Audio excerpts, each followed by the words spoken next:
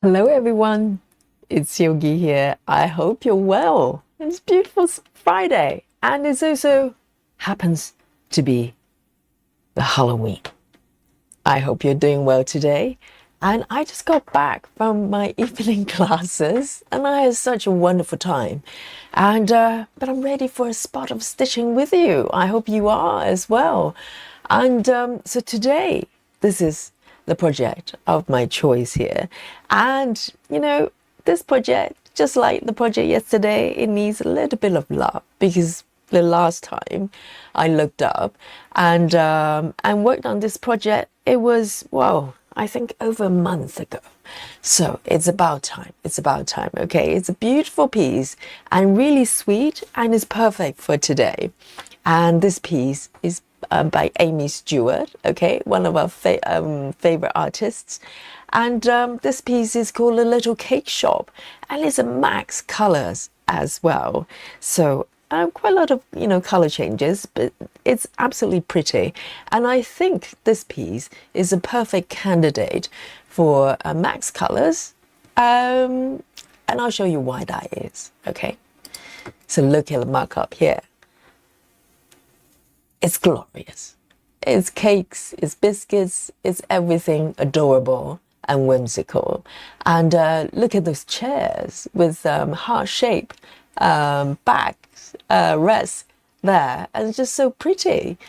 A lot going on here. So this is probably not the best candidate for minis. I think Max Colors or even supersize would do will work really well for this design. So this is regular size Max Colors, and this is one of my maybe the earliest heaven and earth patterns, and I saw the patterns and I just fell in love with it. And I talked about this before. This is my second attempt. Okay, my first attempt was actually a quick stitch version, and quick stitch is basically a sort of cropped out area of the pattern here. So the quick stitch version is mostly focused on the shelves, the cakes, and everything. But this piece, the full piece, the full design, it's got a ceiling, it's got a walls, and it's challenging to stitch sometimes, but it's worth it. It's absolutely worth it.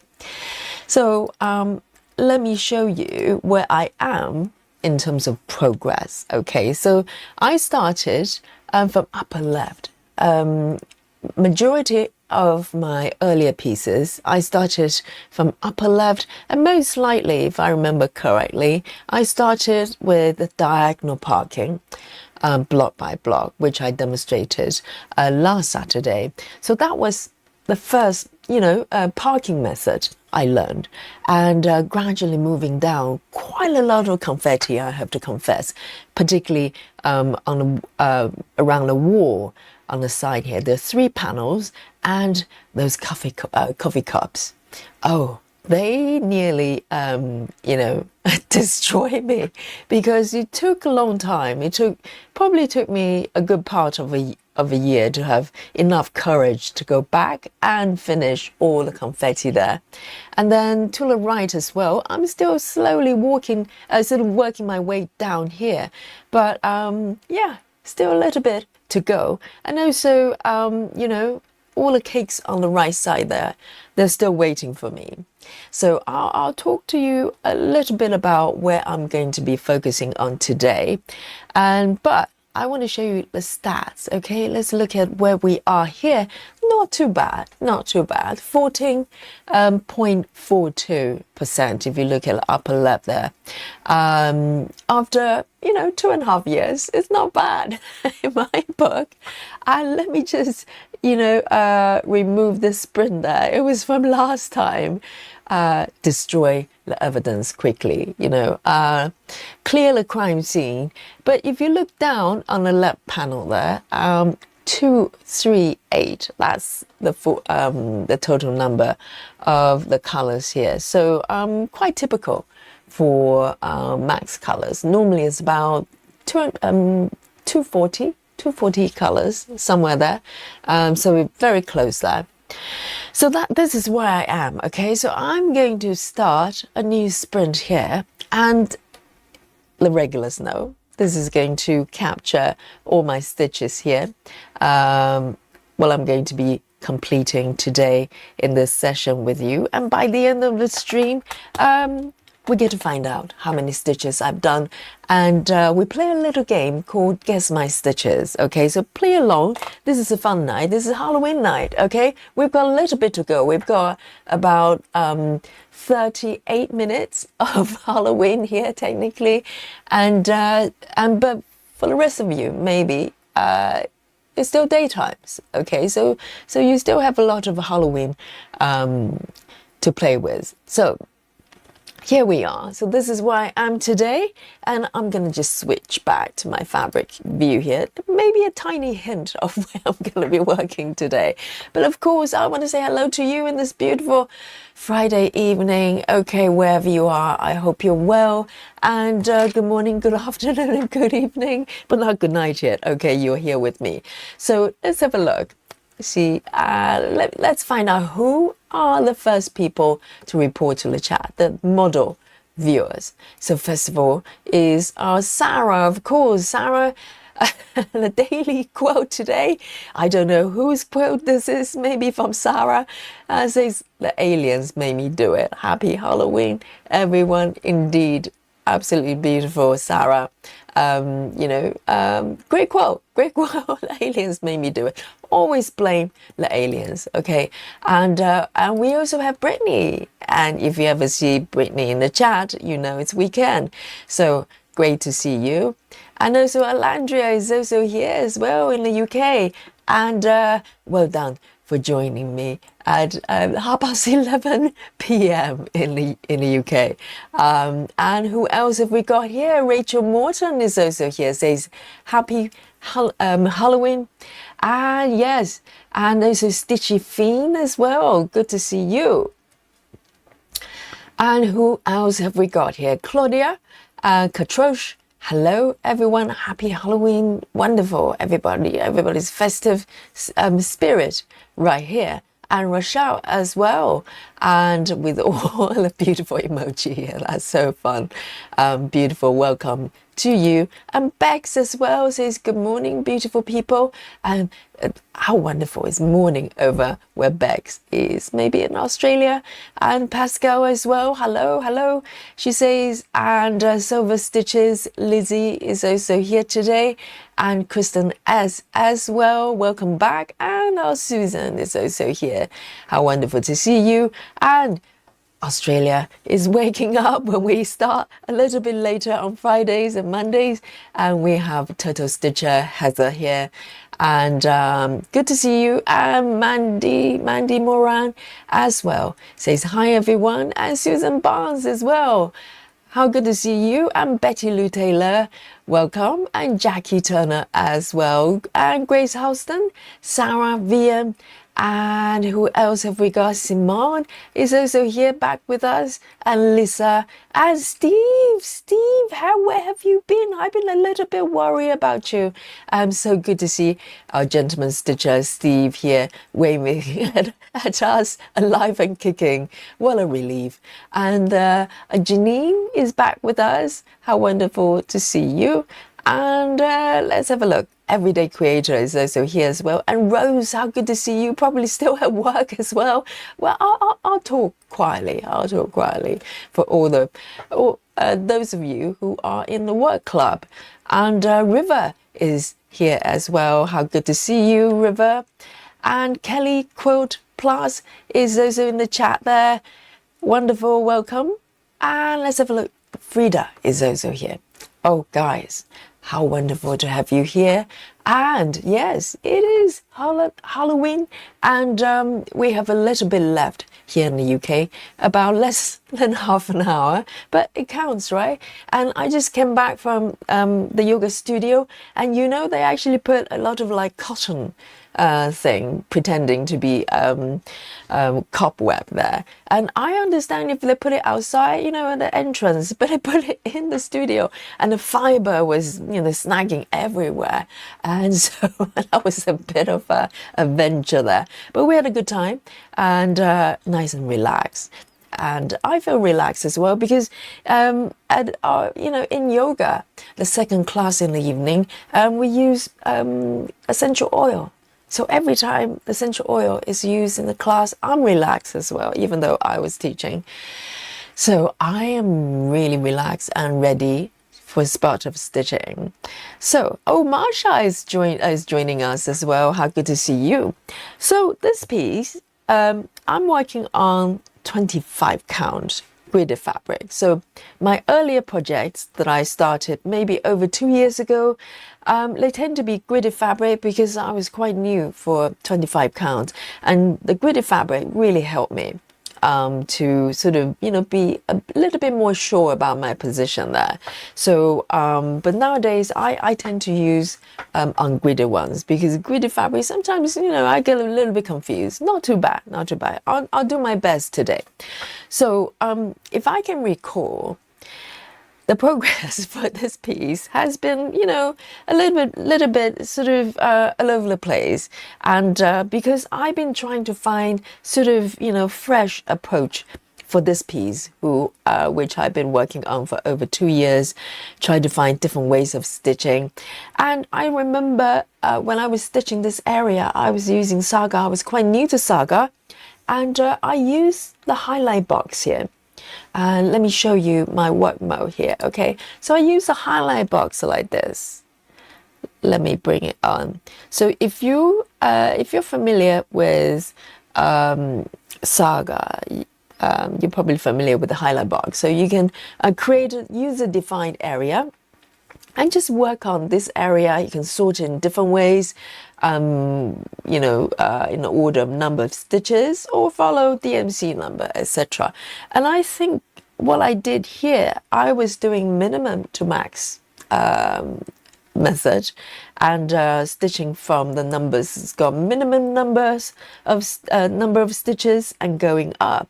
So I had a little check here. I think within this box, I've got 3 more colors to go. And this is the fun bit. If you ever done minimum to max with this method, with Saga, the last few numbers, you're literally flying because you've got maximum number of stitches. So I've got 3 colors to go and I'm ready for it. It's about time that I address this issue here. You can tell that I kind of bypassed the ceiling and a little bit of the wall there. And so if you want to know where I am, I'm right here. Okay, just so you know. Let me bring on the full view for you. Okay, so you know where I'm working. So the upper left corner is kind of, relatively complete. But this bit, for some reason, well, I know the reasons actually. I actually jumped down instead of working in order from top to bottom. I actually jumped down here to work on the slightly more exciting bit, the saucers. So there's this gap that's been there for a little while. I try to ignore it and try to hide it. But today, I think I'm ready to tackle it, okay? So I am going to bring on the highlight box and work through the numbers, the final 3, okay? Hopefully complete the top area. And once I'm done, I'm going to move the box down here. So hopefully it would complete this area above the stripy wall here, okay, the colorful part. So there's a lot of blue and green, and at the bottom there's some pinks there. But overall, I'm stitching the ceiling and a little bit of the wall there. So I will decide how to tackle this area below once I get this top area finished, and I improvise. I probably do maybe minimum to max, stick with it, or maybe I do a little bit of typewriting. Who knows? I'll see how it goes today. So, but for now, this is the area I'm going to be focusing on right here. And then, hopefully I'll have some time to work on the box at the bottom as well. It's quite big. Maybe I'll divide it in half and not to get too ambitious, and so I don't get lost. So this is a plan for me today, this beautiful Friday, Halloween night. We've got a little bit left, and let me just bring this a little bit lighter so you can see very well what's happening in the surrounding area as well. Guys, let me know what you're working on today. And Nikki is joining us. How good to see you. And Michelle Fuller as well. Yes. Michelle says, I'll be lurking while handing out candies. Oh, how nice. Nikki says, got to take the kids out to get some candy. I'll catch the recap. Yes, how good for you to drop by to say hello. And don't eat too many sweets, okay? And sugar crush is real. And so here we go. Let's I really appreciate it if if you can't stay for the stream but still drop in to say hello. How nice. Is it like a nice little cafe, a neighborhood, and people just come and gather together and maybe come and go sometimes, but we're here together. So here we go. Let's have a look. So with the highlight box, maybe I'm going to bring a little bit more contrast with this box here. Maybe make it pink there so you can see very well where the borders are there. So this is the box I'm focusing on. And in terms of sorting, I'm going to be sorting minimum to max. And as you can see, on the panel on the left here, I've only got 3 colors left, and the current color, I think this one I've done, I just didn't mark. Let me find out where they are. I suspect this one is probably done. Yes, I've got 2 more stitches left. Let me double check here. It could be that I have done it, I just didn't mark the final stitch. Yes, I'm correct. So this one is done. So what's happening now is I literally only have 2 colors left, and each color, this one has got 174 stitches and the next one's got over 200. Okay, so it might keep me busy for a little bit, and hopefully I get to finish this top area and move down. And, we're nice and relaxed, no goals required. I'm just stitching, and you are as well. Okay, so let me just zoom in a little bit and adjust my hoop here. And let me know what you're working on. And let me pick this color here. So I've got 174 stitches waiting for me. 3752. 3752. Sometimes you're in the mood to stitch something that's very, very more confetti, more color changes, and with exciting colors. And some days you just want to do this, just fill in the areas you've been trying to avoid and pretend it's not there. But today I think, I'm ready. It's kind of one of those peaceful Friday evenings, then I can settle down and do a bit of groundwork for my piece here. So hopefully the areas will be connected, to the space below here, and it will be nice and complete for this area. And then I can make a new departure from here. I'll feel so much better. So my color is 3752, and I'm waiting for that spooky bingo, And Beck Snook has also joined us. And who else have we got? Step as well. Welcome, welcome. And if any of you I haven't said hello, you've just joined me, and wait for me, okay? I'll try to catch up, or just give me a little wave. And also Marilyn is also here as well. Hello, hello. And Oh, Steve say, I figured I better give away. Been busy lurking when I catch the end of your stream and trying to catch up with past videos. You have a lot to catch up. Okay, Steve. Yes, you're welcome to lurk. Welcome to lurk. I know you've got a lot of stuff. You normally listen to us a lot of times, but Steve always appears at the end when we play Guess My Stitches, okay? And Steve is competitive, you can tell.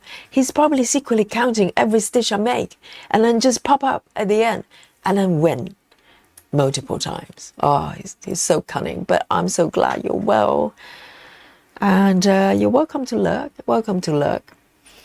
And, the regulars, if I see you all the time and suddenly you don't come back for a little while, I get worried. I'm sure the chat get worried as well. So whatever it is, just come on and say hello. Just say hello. So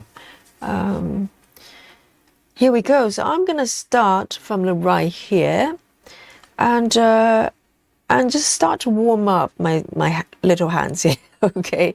And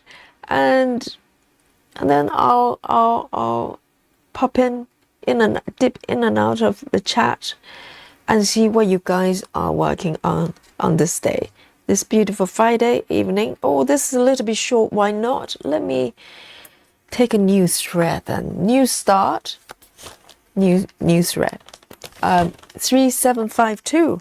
And I'm waiting for our first spooky bingo. Okay, no one officially used the new emoji just yet, because for some reason the last couple of days we didn't have any even 310 spooky bingo. It's highly unusual. It's like Twilight Zone. So normally we have a few every night. So 3752, 3752. Here we go. It's a nice blue color there.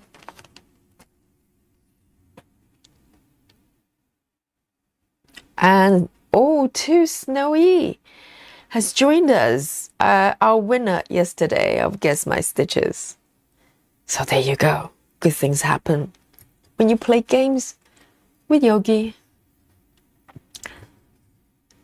And let's warm up the hands a little bit.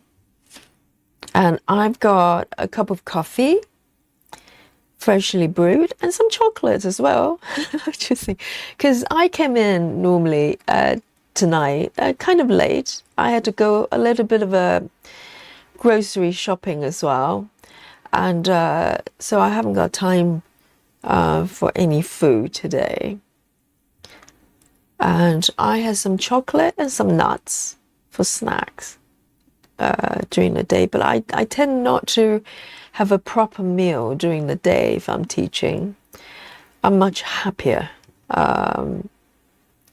without too much food when I'm teaching, but when I come back in the evening, I do, we have a nice meal, like a cooked meal.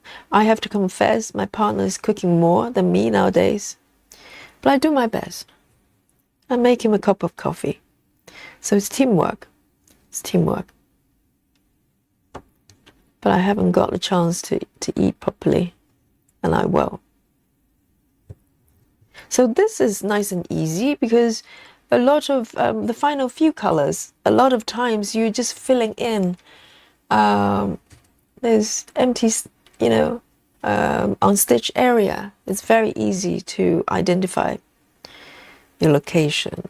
And it's quite nice to stitch 25 counts after working with 28 counts. That's what we did yesterday. Everything just feels very chunky. How strange. I remember how much work I had to do just to work my way up to 25 counts.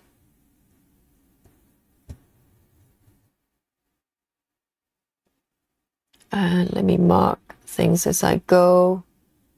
And I'd love to know what you're working on today.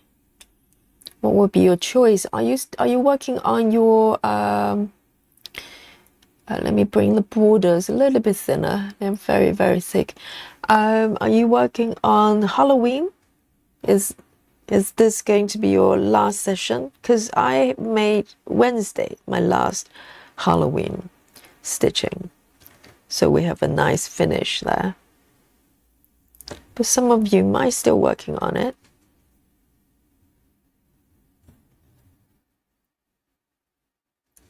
Here we go. It's really nice. Really, really nice. It's a beautiful color as well. It's not air stitching. It's borderline, but still, I can see the colors very well.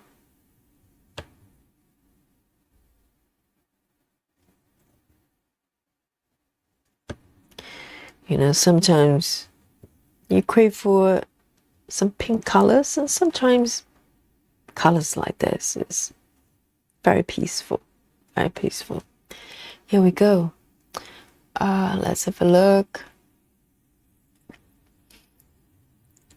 Janine says, snacking before stitching. Yes, power snacks for power stitching session.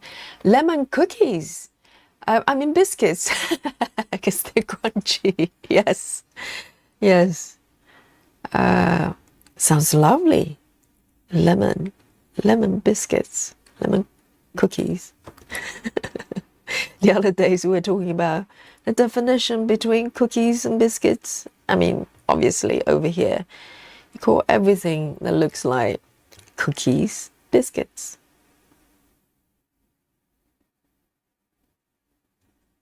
But biscuits are actually something else in the US.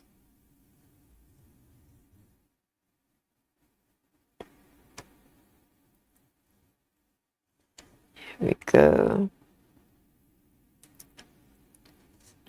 2 over here. This piece is really, really pretty. So as I said, my first attempt for this piece was actually quick stitch, and I think Aimee is working on it now. But I still have the pattern, obviously. So I got the pattern, I saw the pattern, and I loved it. But I was too scared to start full size, because at that time I was very, very new to Heaven and Earth and very, very new to full coverage stitching. So I thought, well, I'll just pick a small one, a little one. And quick stitch is smaller, but it's by no means less confetti, not necessarily. And so the piece I got, the quick stitch version, is actually quite confetti as well. No surprise there. But as I was stitching, the more I was stitching on the piece, the more I fell in love with the pattern. So I think a few days into the stitching, I decided, no, I want the full size. I want a full piece. So I basically stopped the quick stitch, that web, and then restarted with this one. And never look back, never look back. So it's challenging in the sense it's confetti, but you know, if you look at the design and look at how much is going on with that pattern, and you're hardly surprised. It needs that many colors. Here we go. Let me see if I can move it over here. I want to have a plan in terms of where I take my thread, which direction I want to flow the stitches so it's most efficient.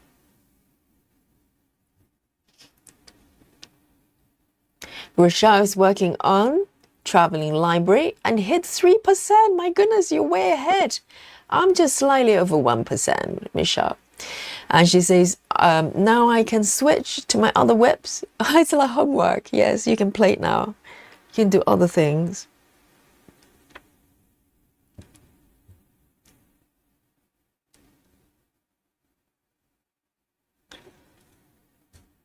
And Steph says, I'm working on Freedom by Abraham Hunter tonight.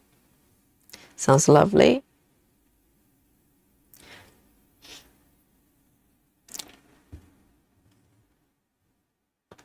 And Stitching Fiend says, I'm drinking coffee and stitching on my video game sampler by Screaming Heart Design. How interesting. I remember the other day someone was stitching on the Mario game, Mario World. It wasn't you, was it? I remember seeing the web. It's so cute. It's huge. And Chelsea has joined us as well, Chelsea Summers, picking up Japanese takeout for dinner. Oh, how nice.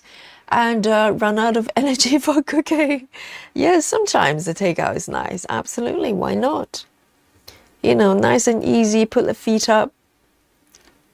I mean, it's a little bit harder for me and my partner because I'm vegan and my partner is kind of vegan, more vegetarian, but we tend to eat vegan together, and it's not always easy to get takeout. The options slightly limited, but occasionally we do it when we're super lazy. But ultimately, I prefer cooking myself at home because I know what's in it.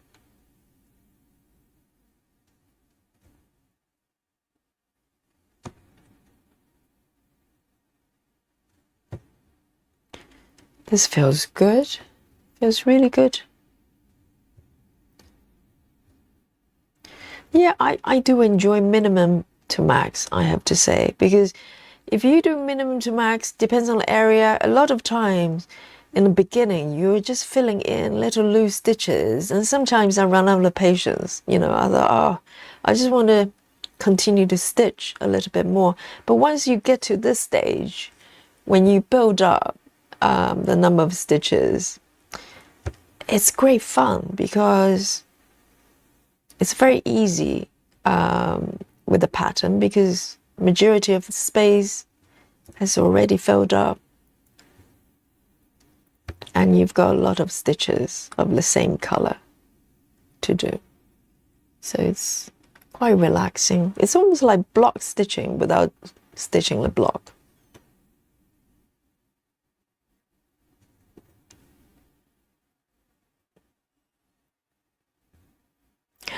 Elandria says it's 0.63 on traveling library. I think we're probably around there. I'm probably slightly ahead, maybe 70%. I can't remember. I haven't checked for a little bit, but Lizzie says I've been practicing on 28 count and can do it just about, and I felt I need it on a nudge hoop with a magnifier floor lamp. I know for sure I could never do it 1/1 on 32. So Lizzie, did you get a lamp at all yet? I think that will help a lot probably.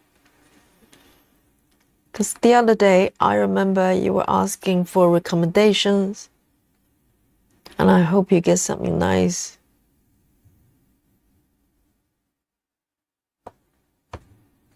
Yes, I think practice. I find when you work up to a certain fabric counts higher than your comfort zone, a lot of times it's not just the eyesight itself, whether you can see the stitches or not. I'm sure you can. If not, you can use magnifier.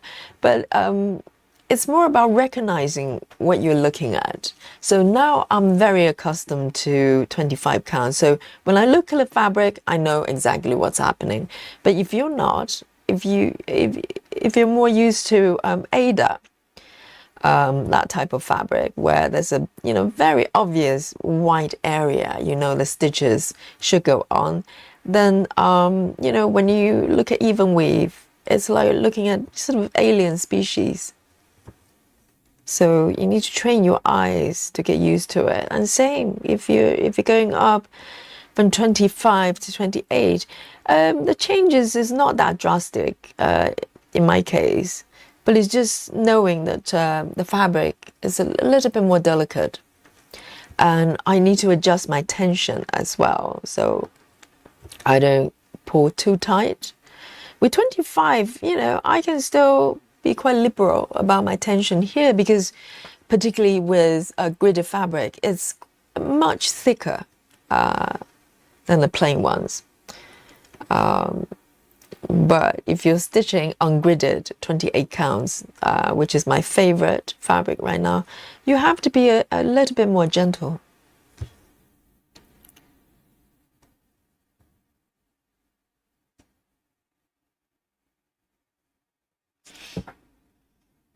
Steph says, my traveling library is just about the same, 0.64. Not bad. It's a large piece. So, you know, even just 1% is tremendous.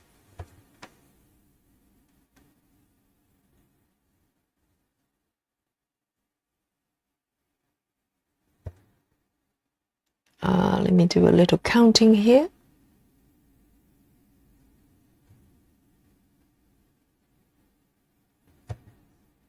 I love this color though. It looks like ocean, color of ocean.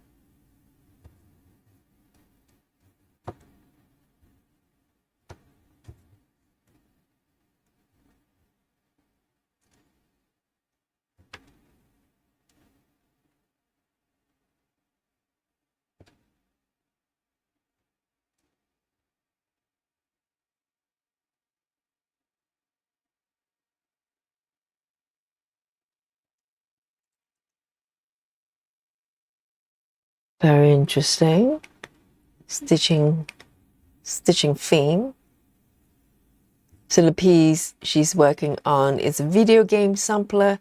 It's Potty Mouse piece. I don't even know what that is. Is it a brand? I have no idea, but it sounds like fun.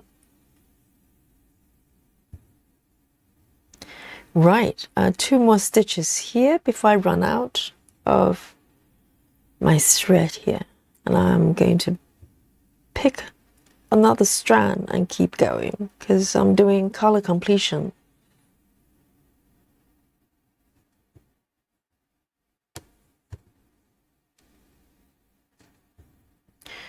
I'm going to take a sip of my coffee here.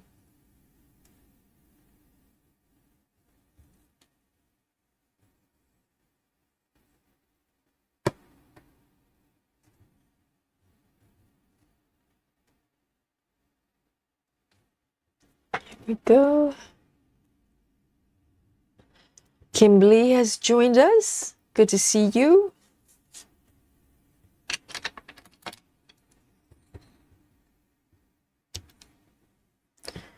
Well, let me take a sip of my water and a little bit of a coffee as well.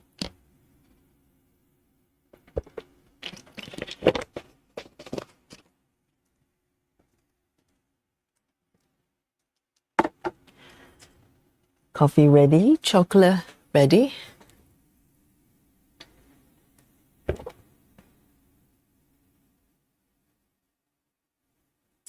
River says, I love vegetables, but I also love meat. Yeah, you're allowed to love meat. I think, you know, I don't know the percentage, but I think vegans, maybe countries like India, I think 60% are vegetarian or something like that. But for majority, the rest of the world, we are minorities.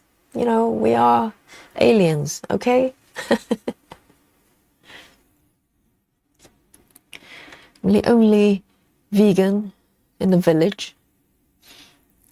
Right, 3752. 3752. I think what I'm going to do is to actually take 2 strands, because there are quite a few stitches, just to save me from having to take a single strand at a time. I'll take 2. I could take 3, but who knows? Because I've got about 132 stitches. Maybe I'll take 3 strands. Ooh. Look at this. Very ambitious. So 3 strands, because I have 132 stitches of the same color. It doesn't look like a lot of space left, but it's actually got about, with the final color in combine, I've got about 350 stitches. It just doesn't look like it's got that many left. But it's true. So I'm doing color completion, and the final color is going to be so much fun because literally you just go in and fill in all the remaining area. It's like flying. So with the new strand, I'm going to start from the bottom right there, so the stitches kind of flow toward the sort of the main area. There's only one stitch here. It's quite fun. I haven't done minimum to max for a little while. I really enjoy it. No, it's not that one. It's this one. Oh, that was close. That was very close.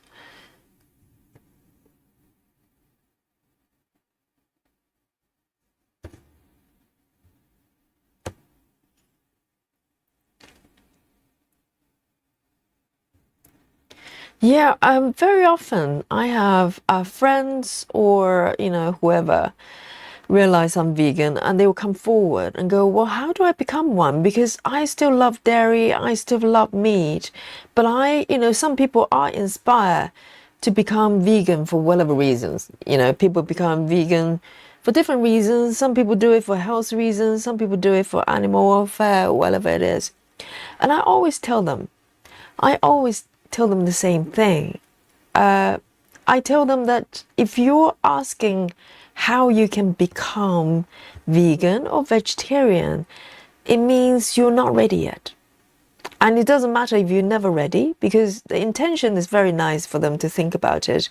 But if you say something, if you think that, there's certain food that you just love so much, therefore you cannot become vegan or vegetarian, then that's true. Then you need to stay where you are and do not force it. Do not force yourself out of guilt or a sense of whatever reason, idealism. It's a way of life. If it makes sense to you and you're ready, you will not ask, you will have no question. So just trust that. If you ever wonder, it sounds nice being a vegan, but I can't, then that's the answer for you. You're not done yet. And it's okay if you're never done. You don't have to be a vegan or vegetarian to be a good person. There are many different ways that we can be nice to people, be a good person in the world. So, if you're asking any question or have doubts, then just leave it until you're ready. You won't know. I remember I kind of went through similar things because I for years and years before I became vegan or vegetarian, I turned vegetarian first, and then maybe 2 or 3 years later I went vegan. I'm glad I wasn't being guilty into it or feeling pressure that I have to, not eat meat or whatever. I kind of just left it. I had this idea in my mind, and I just allow it to grow slowly in me. And it took a few years until one morning I just woke up, and it was no big deal. I just go, well, I think today's the day. I'm gonna just eat vegetarian or whatever, and that was it. Never look back. Because I was ready. I wasn't being forced into it or feeling guilty or anything. No plans. I just woke up one morning and go, I think today's the day. And the same thing with going vegan as well. I wasn't even thinking about it until I just woke up one morning and go, well, I think today's the day. That's it. I never really thought about it. Because all it is, you're just changing the way of your food choices. And that's it, really. That's it. And I just allow myself to be ready before I went with it. And that's it.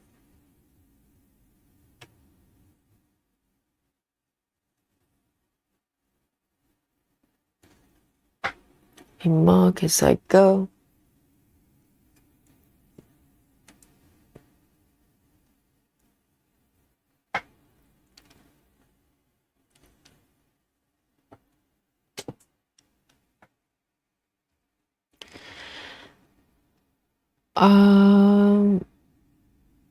Yes. Same with my partner, because sometimes I felt that maybe he's feeling a little bit guilty because occasionally he eats, so he eats some cheese and everything, and I don't care. I don't care.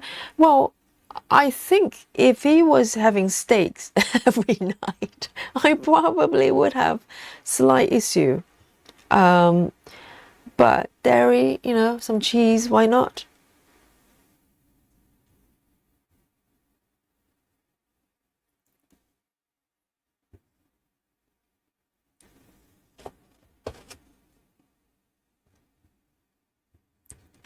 Janine says, my husband would die. My husband would die if I told him we were going vegan, because I think the only vegetable he likes is potatoes. That's hilarious, Janine. Yes, potato is technically vegetable. Or fries. You can have fries and say, it's one of my sort of vegetable intake every day. I need my fries.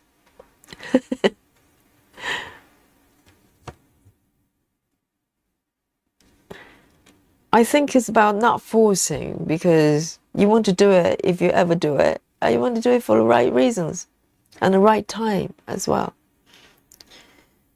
And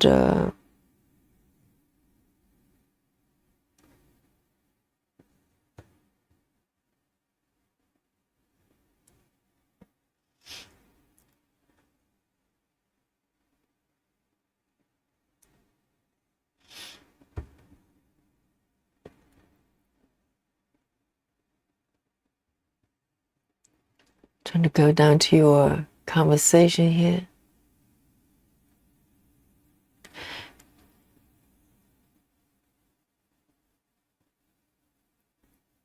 Janine says, I was working on my Aimee Stewart Marvelous Circus work last night. Almost 1%. That's quick. Have you just started that piece? Not very long ago.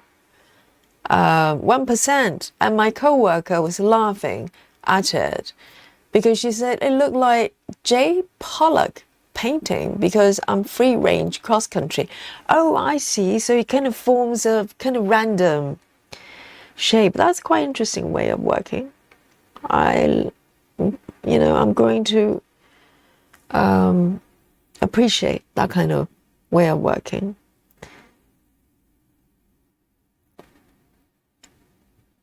It took a while, because I remember not liking that when I look at people's webs, and feeling that it just looks so random. And I like the sense of kind of completion as I move forward.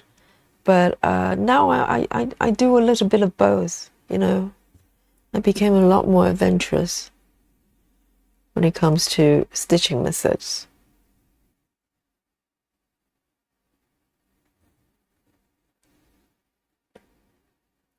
So with this piece, for instance, for some reason, I haven't gone down the longer cross-country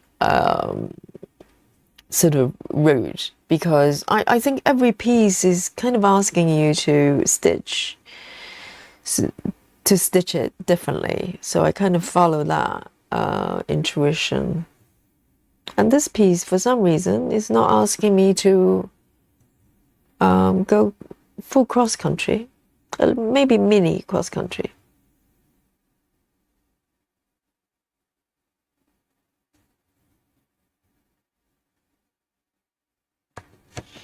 Here we go. Very nice, very nice.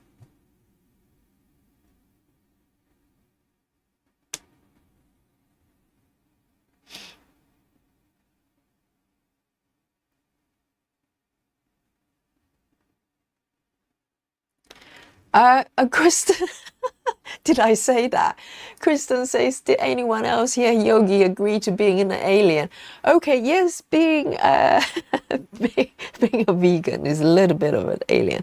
Well, it's quite easy being a vegan in London, in a big city, but not so easy when I went to France, because I don't think veganism or vegetarianism has arrived in France just yet. Paris wasn't too bad, but still, if you ever go to any restaurants in France, everything has butter in it.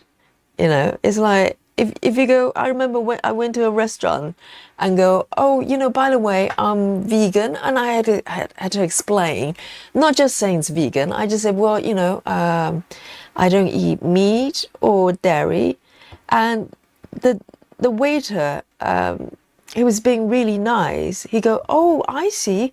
That's okay. We have salmon today. Salmon is really good.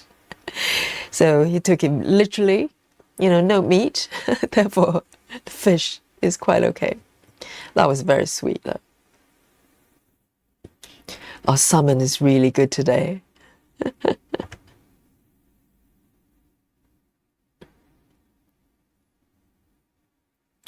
But it's quite easy in London, no problem.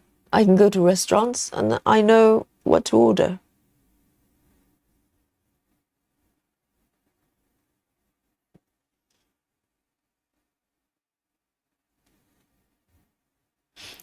Grace Houston says, as a vegetarian, what type of food do you eat? Do you eat on daily basis? Do you pay attention to protein and what types? Okay, I was vegetarian for about 3 years and then went vegan. So yes, a lot of people ask me about protein actually, and it's a myth that you need protein from meat or dairy. In fact, tofu is a very good, great source of protein, and there's also green beans and a lot of green vegetables. They're packed with protein, sort of plant protein. So there are a lot of different sources. So if you eat a lot of green vegetables, kale, you know, broccoli, that kind of stuff, and unless your body, you know, you're doing sort of bodybuilding. Otherwise, if you just, I'll put myself in that category, even though I'm a yoga teacher and I do a lot of yoga, but I don't do, you know, bodybuilding, okay, not yet.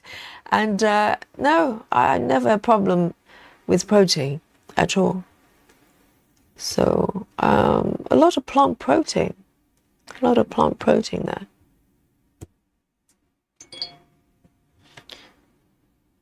And I love green vegetables anyway. I love kale. I love spinach, green beans. Delicious.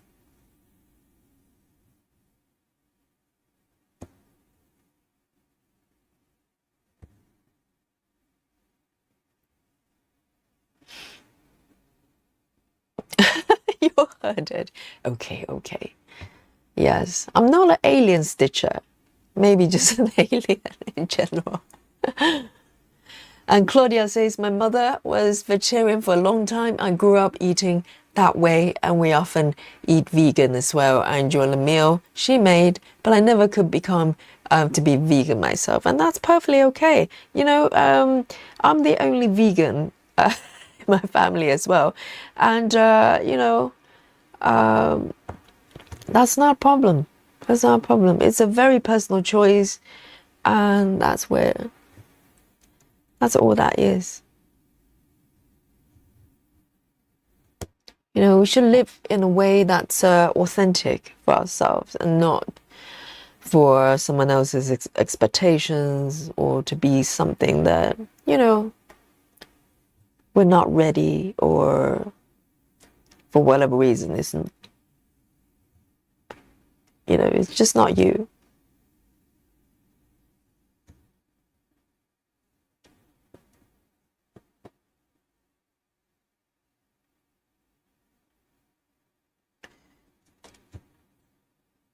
And double check there. It's all good here. I think the entire area here is filled with this color. So and just keep stitching.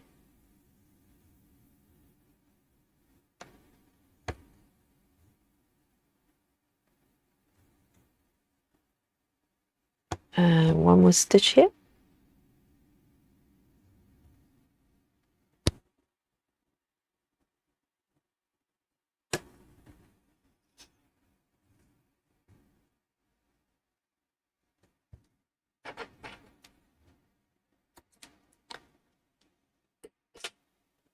Oh, Lizzie, your mum and dad both stitch?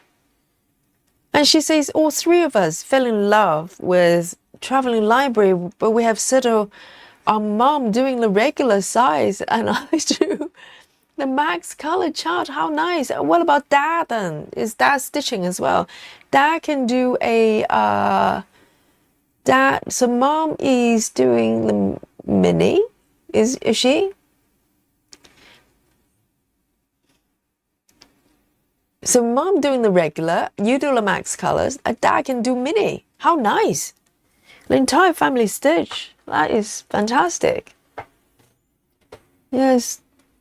Because normally, you know, most stitchers probably the odd one out in the family stitching. I mean, my mom taught me how to knit, but I'm not sure. I'm trying to recall. I don't think my mom did cross stitching at all. So I was the lone stitcher in the family, and my brother and my dad, they wouldn't know what's going on with stitching. No way. So, but that's so nice to have an entire family stitching and in love with the same piece as well. That is very special. I'm just looking for something here. Very nice. Natty, yes, Natty's late for the class. Okay, I need full report so I know what's going on there. Good to see you.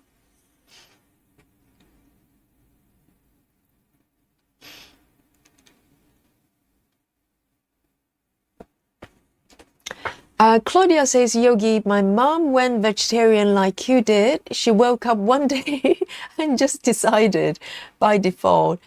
Dad and I ended up being mostly vegetarian since she cooked for us, and she's an amazing cook.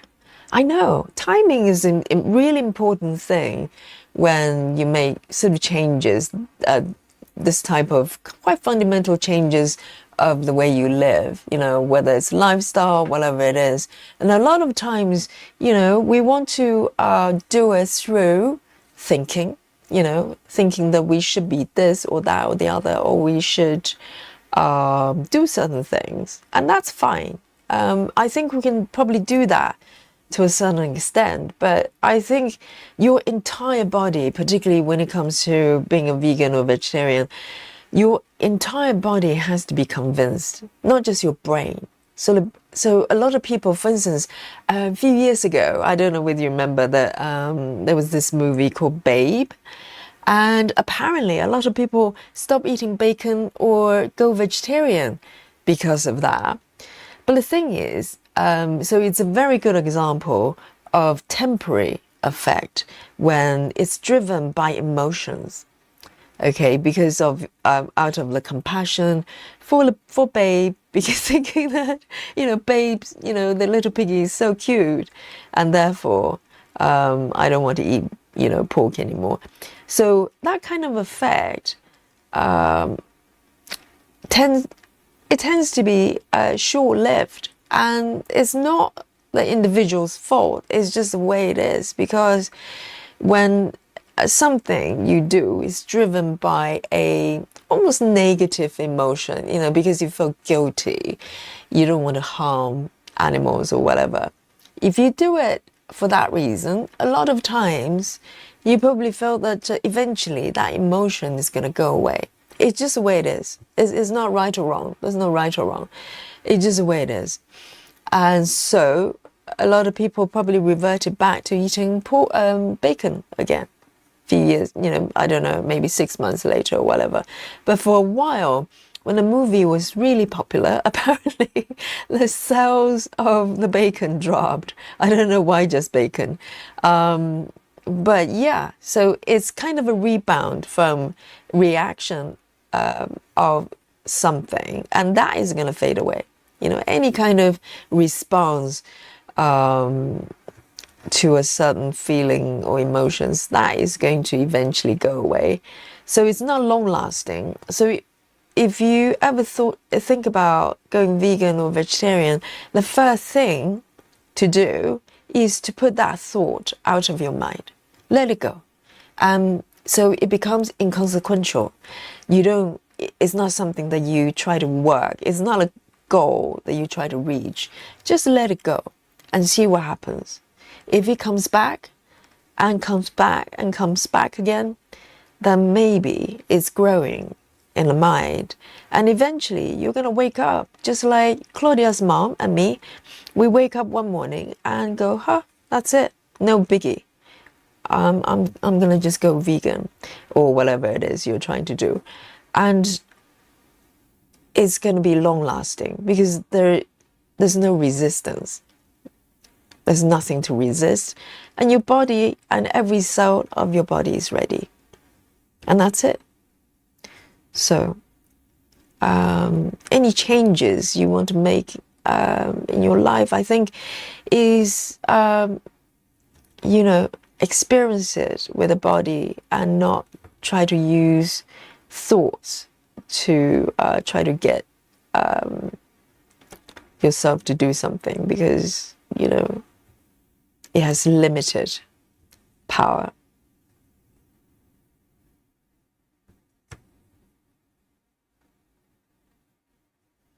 I hope that makes sense.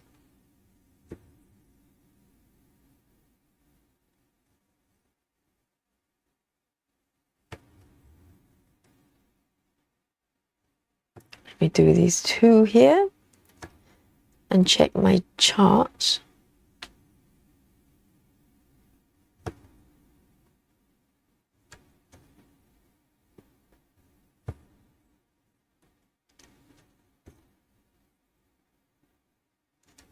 Here we go.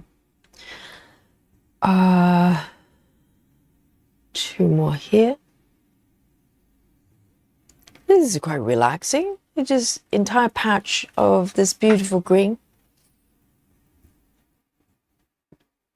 Kelly says not a single kid out on the street, and it's 2 minutes after 5. The rain is just pouring down and baseball game just started. Oh, I don't know. I think it's quite courageous for parents to take their kids out and just knock on strangers' door. Unless you're living in a very small village and everybody knows everybody. Otherwise, you don't know who's going to open the door and what's in the food, to be honest.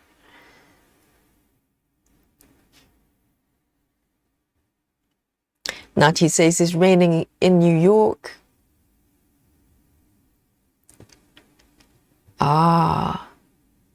So they go from family to family. So do you know those families? Are they kind of friends, neighbors that you know, or complete strangers? I want to know, because it's quite incredible if you did it somewhere where, like where I live in London, and people vaguely know each other, and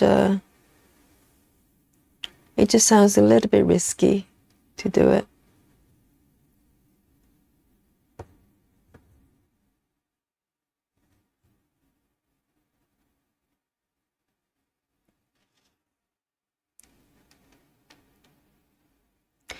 Yeah, Nutty, this is so pretty. This pattern, even though I'm working on the ceiling, but there's a lot going on for the rest of the shop.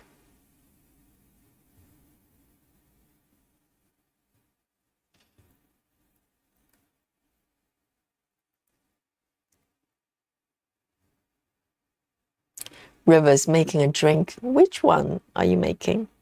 Is it grown-up drinks? It is Friday.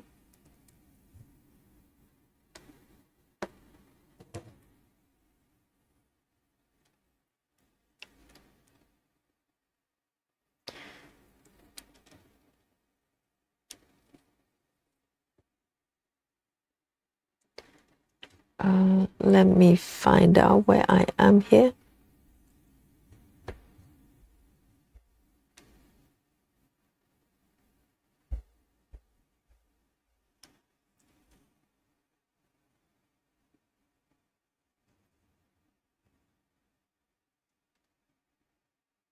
Oh, pescatarian is people who only eat fish and seafood, but no meat.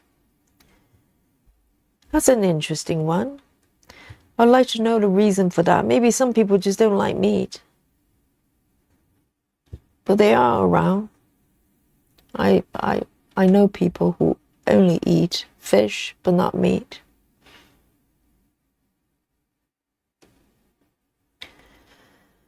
Where am I here? Let's have a look. So these ones are done.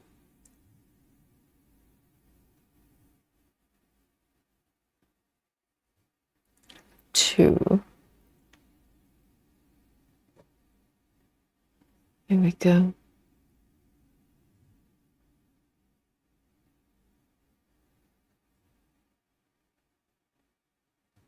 One, two.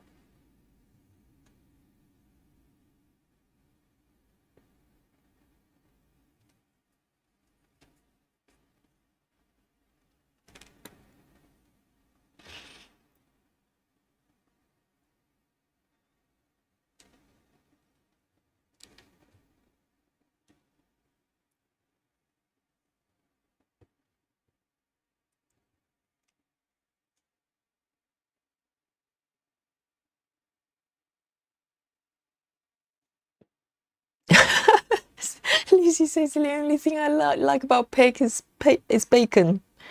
Oh.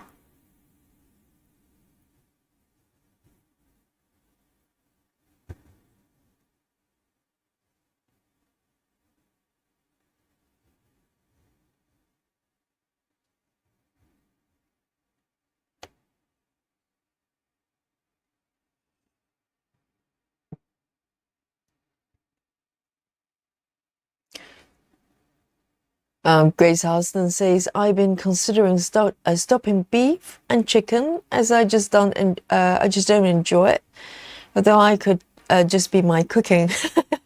I might try pescatarian. So I love seafood.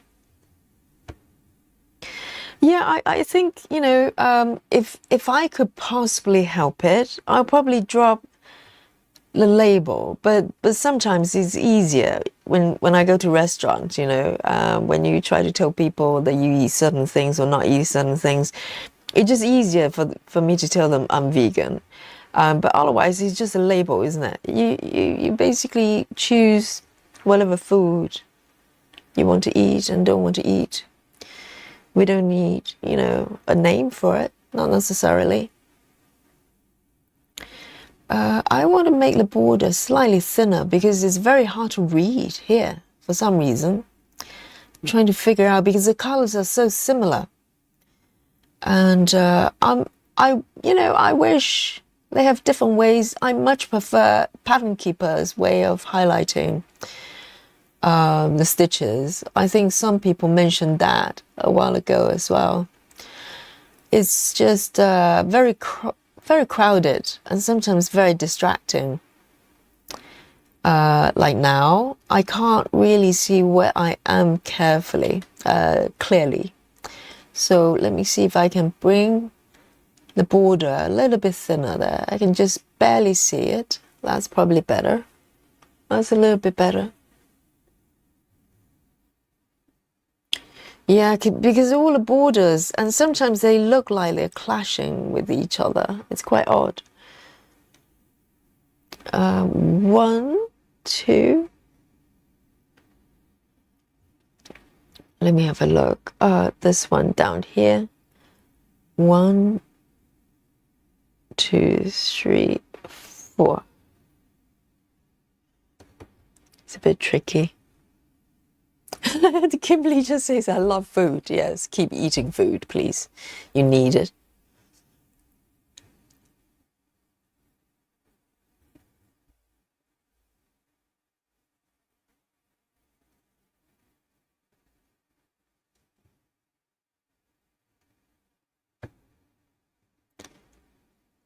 1, 2, 3.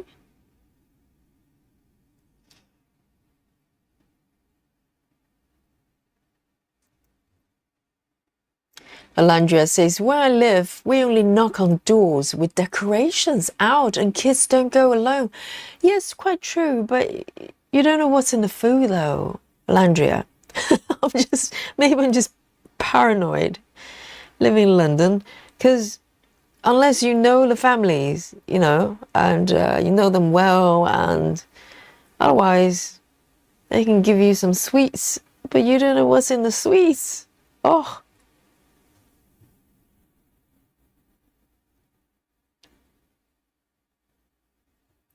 Yes, but I think if you live in the countryside and, everybody is kind of, um, everybody else, everybody in the village, then maybe it's great fun. I can imagine. Just go around and get some sweets.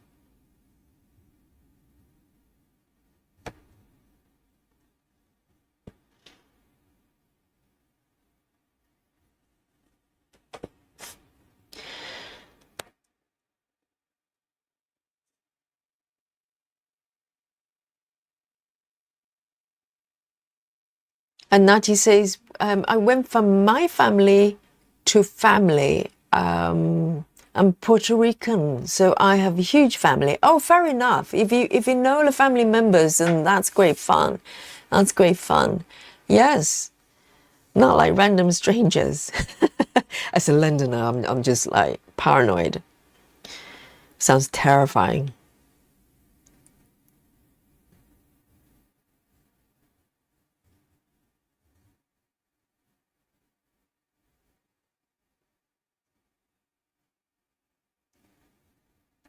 One, two here. 1, 2. 1 over here.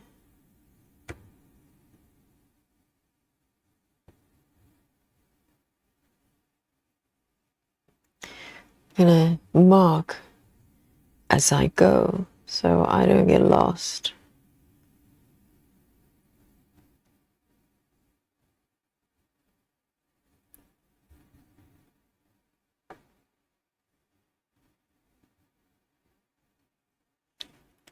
This one down there.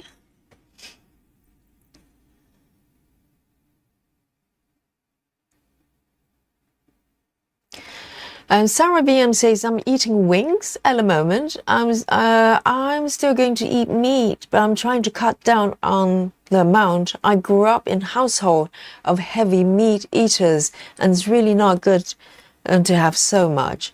I think majority of family, I was brought up eating a lot of meat as well.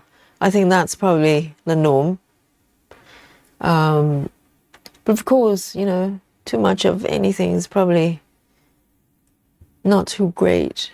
I think it's more of the quality of the meat, isn't it? Because there's, to be honest, quite a lot of chemicals that are being pumped into meat, unfortunately. So put anything else aside, whether, it's animal or whatever, put that aside, just looking at the health element of it. It's tricky, isn't it? Because they do all sorts of things to meat products in particular. And as a consumer, we probably have very little control over what they do.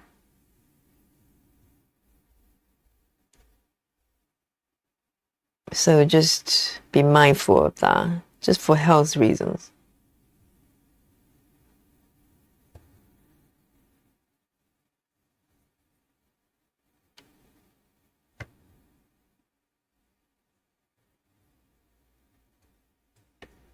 Okay, this is more under control now. I'm trying to do, instead of just randomly go through the patterns, which can be quite overwhelming, I'm going block by block in some way. So one block at a time, and define the stitches.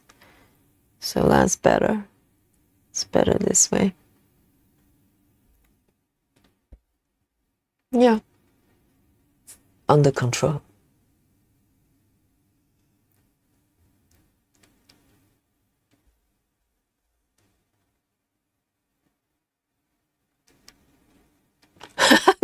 idea. Be back in a few. Off to devour our traditional 4-meat pizza on Friday dinner. Is that a thing? 4-meat pizza. Where do you get 4 meats though? You have pork, chicken, maybe lamb, and then anything else? I can't imagine what other animals can you possibly eat. Turkey? I don't know. I'm just guessing. 4 meat. I know 4 seasons and 4 cheese pizza. I've never heard of 4 meat.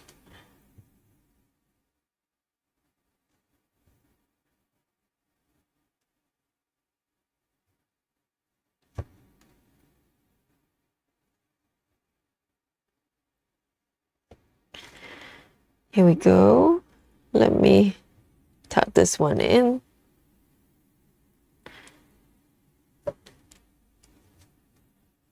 Very nice. It's very relaxing, actually. And I'm just glad it's not white. White could be challenging. Let me take a sip of my drinks here.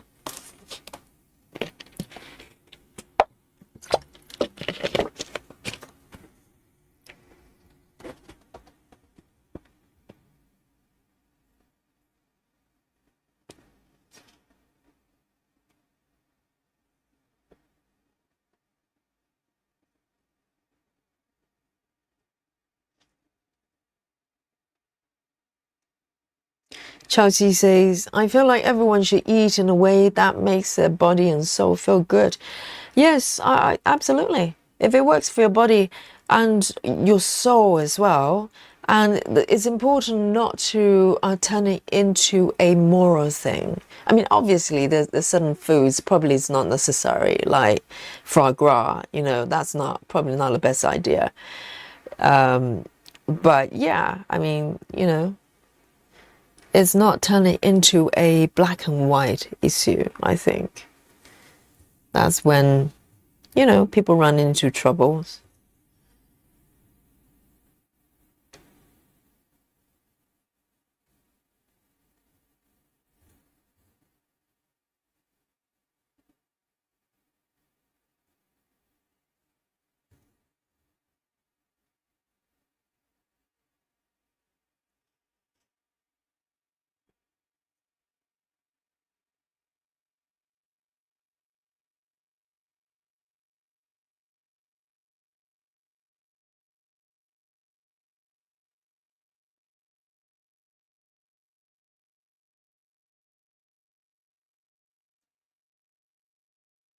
Natty says, I'm thinking about creating a stitchy game.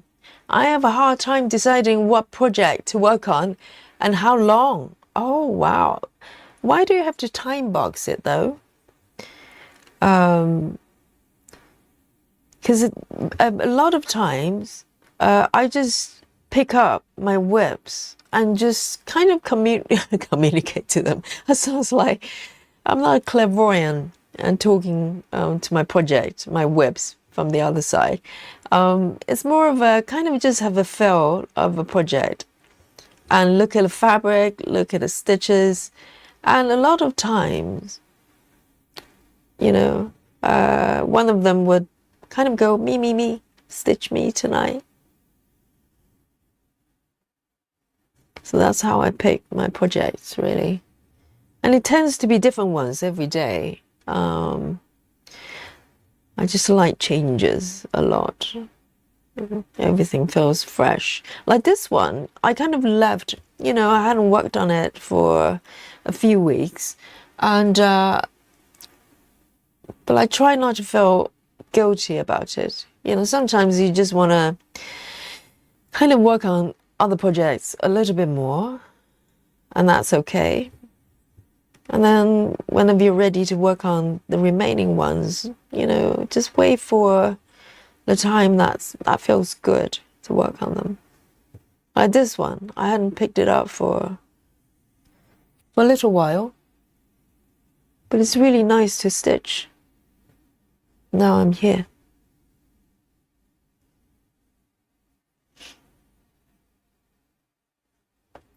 Oh, Natty says time box it because I have over 30 whips and I want to work on all of them. Yeah, but you don't have to do it kind of all at the same time. It's just because we all have our favorite for the month or something like that, and you probably work on certain ones a little bit sooner. And also, Natty, bear in mind that number 30 is going to grow. You know, you've hung out here long enough, that number is probably going to grow to 40 or 50. What are you going to do?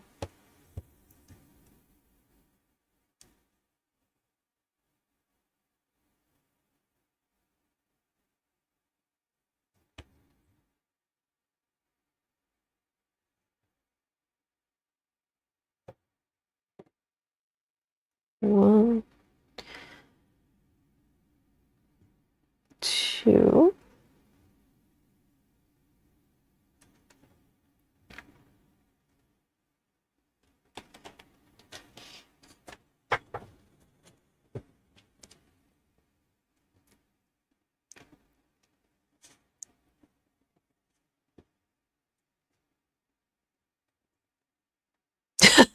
Janine says, I don't like being in the woods. I don't like wondering what is going to eat me out there. What kind of woods is that? With bears, grizzly bears, and stuff like that. Well, but living in a city like London, I have the same concern. If I walk out in the evening, I wonder who's going to attack me, you know? Can I come back alive? No, it's not that bad at all. London's relatively safe. But in the weekends, obviously, there are more people, you know, maybe slightly tipsy, a little bit noisy, but not too bad, not too bad. I feel quite safe in London.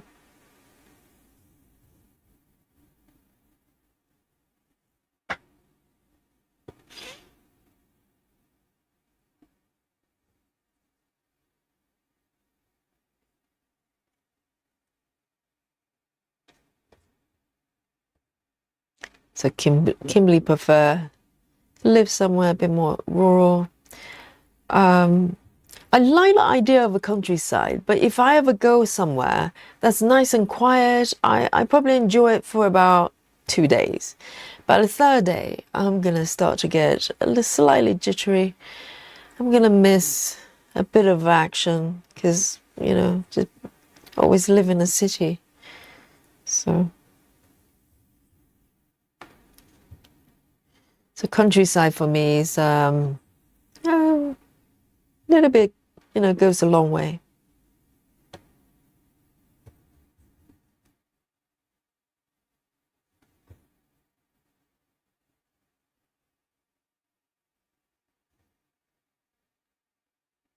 That one is done.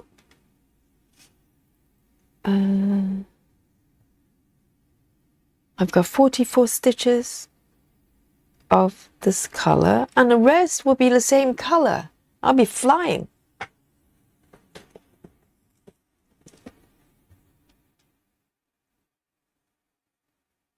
Janine says, when I first met my husband, he wanted me to go camping with him. I said, if there's a cabin I can stay in. Yes, that kind of defeats the purpose of camping, Janine. I know. I can't remember the last time I was out there in a kind of outdoor camping. We're talking childhood memory. I don't think I ever gone camping being a grown-up. Just not a thing.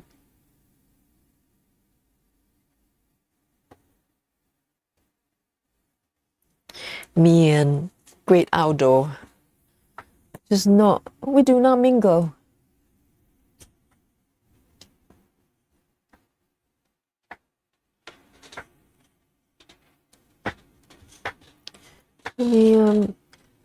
Fancy a piece of chocolate, actually. I think I'm running out of my buttons. I've been snacking on them a lot. But I quite fancy this today. So from the same brand, this is my favorite chocolate brand, and Black Forest, 70% cacao. No hot chocolate today, so need a bit of a chocolate action. So I'd like to share it with you, but you know, we have to wait for the technology to catch up, so I can send it over to you online.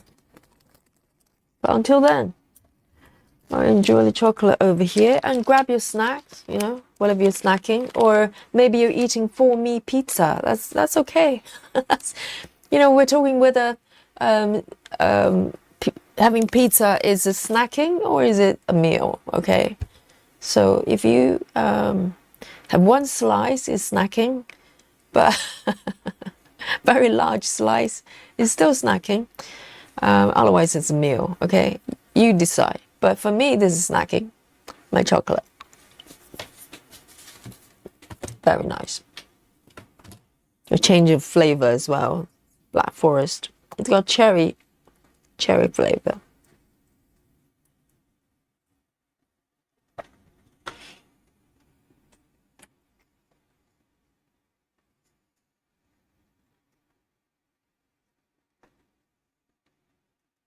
Okay. So pretty much all these rows on the same color. And then a little bit at the bottom, something else.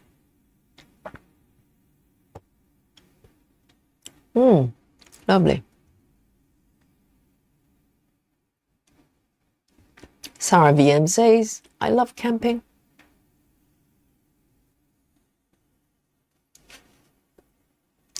Kimberly says, I woke up in the morning and looked out my kitchen window and there was a cow just staring at me and fogging up my window. My goodness. Wow, that sounds like a fantasy life for me. If I ever wake up and there's a cow outside my window, I'm pretty sure I'm dreaming, okay? That's not real. I'm hallucinating. Can you imagine? A cow in my patio just staring at me. The strange life of Kimberly.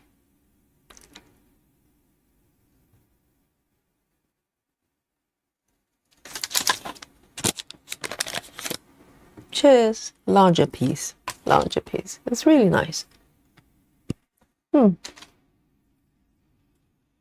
Oh, hit the spot. Yes.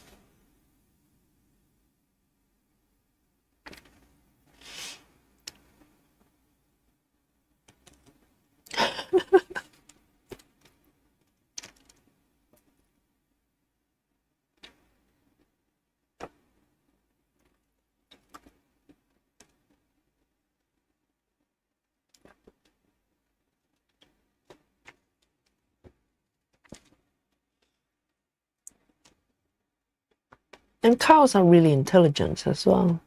And some people have them as pets. They recognize people.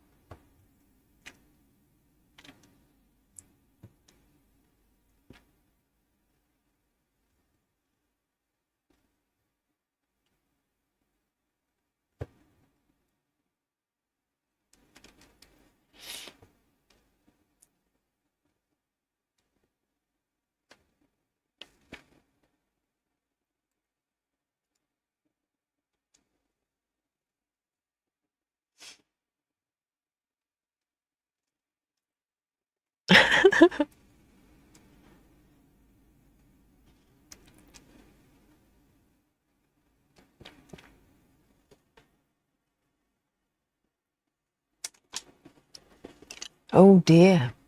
All the talk about things that can kill you. Outdoor.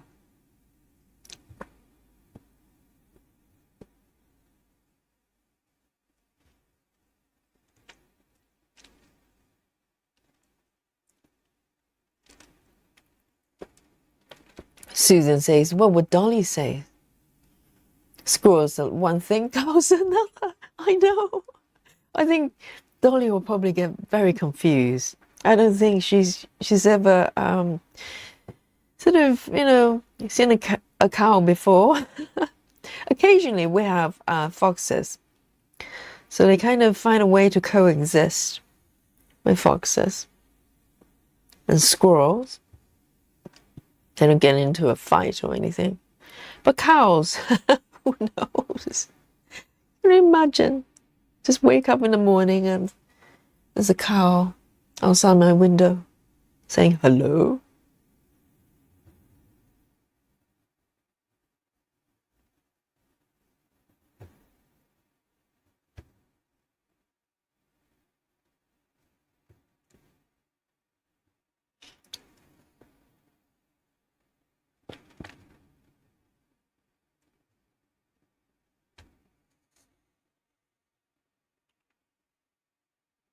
Oh dear, Lizzie, you have snake? She says, I had a snake wrapped around me once. How? Like pet snake. And the only feeling that popped up was when I had a golden eagle when I was a child. Oh dear. I have no experience of that, neither.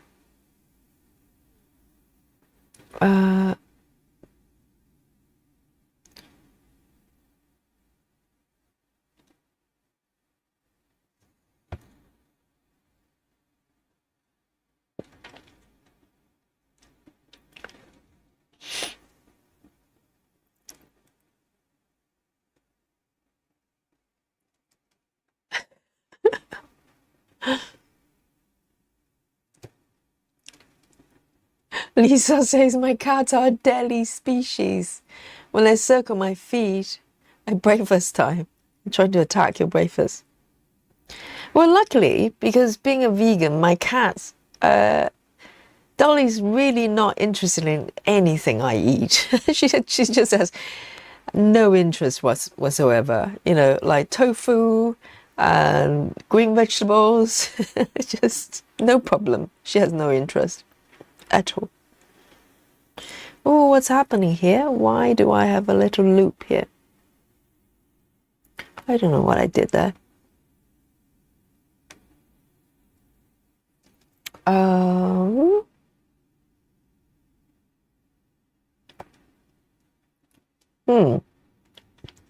not sure. I think there might be a little situation here. I don't know what's going on here.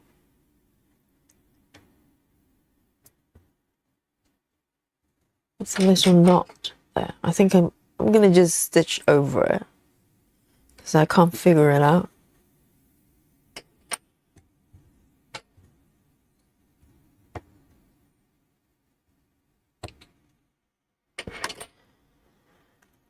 I've got 36 stitches of this color, so I'm going to take a new strand, 3752.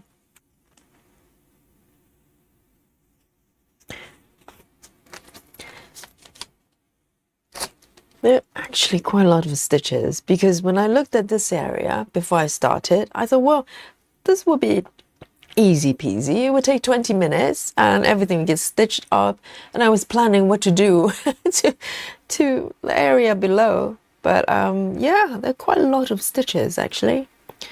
So 300 and something. We're talking about 6, 7 blocks.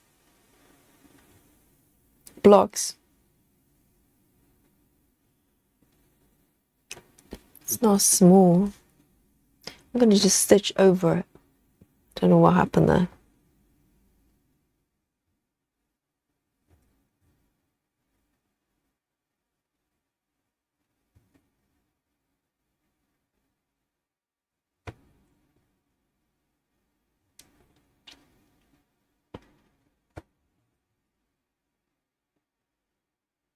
And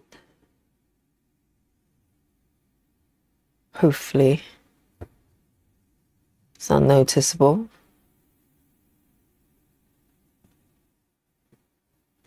One, two, yeah.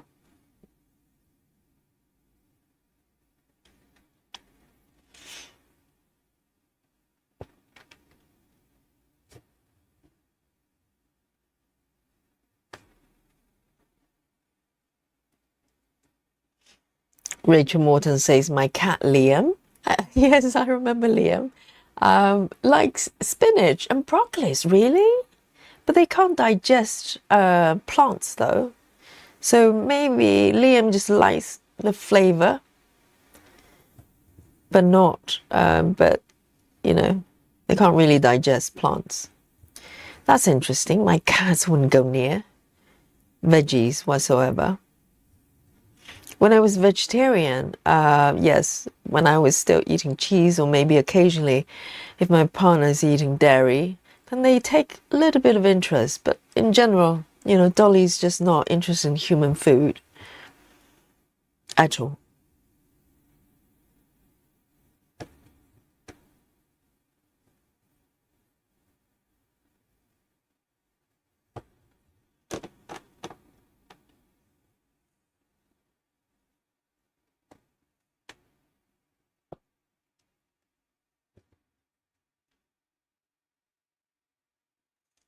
And let me zoom in a little bit more.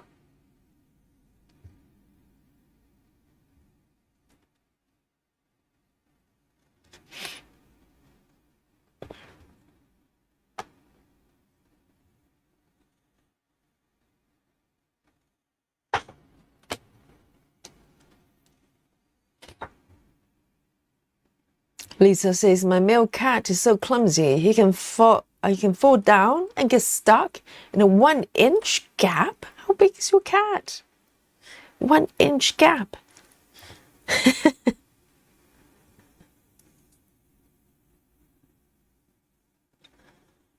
But cats are very, very flexible, so.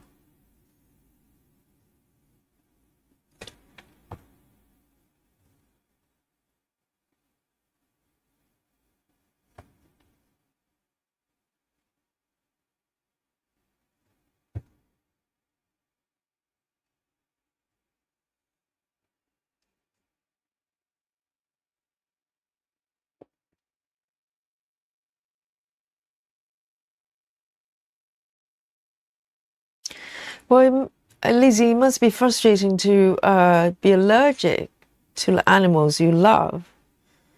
I'm just grateful that I'm allergic. I'm not allergic to dogs or cats. Can you imagine? I'm allergic to Dolly. Dolly is like, don't come near me at all, please. I'm sneezing.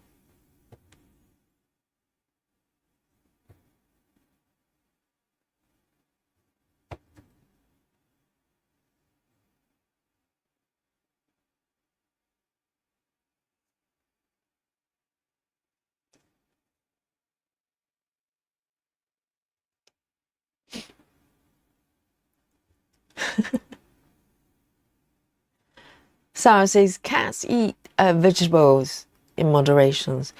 That's an interesting thing because some cat food actually label, you know, kind of stress that they actually have rice in the biscuits, for instance. But some make a point of saying there's no carbohydrate, or not zero carbohydrate, but very little. No because it's considered as kind of just a binder and filler as well, because cats ultimately cannot digest that kind of stuff, carbohydrate. It has to be pure protein.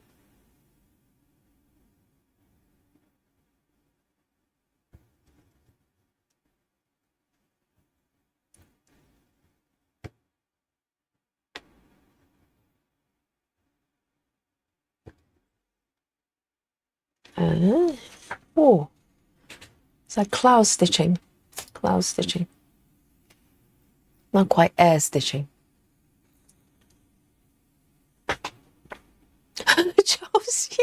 Chelsea says the strangest thing my cat likes is white wine. I can see that because it's fermented, right? I think wine is essentially fermented, and they like fermented food, and they like dairy as well. I think they do. Like cheese, that kind of stuff. Fine wine for the cat.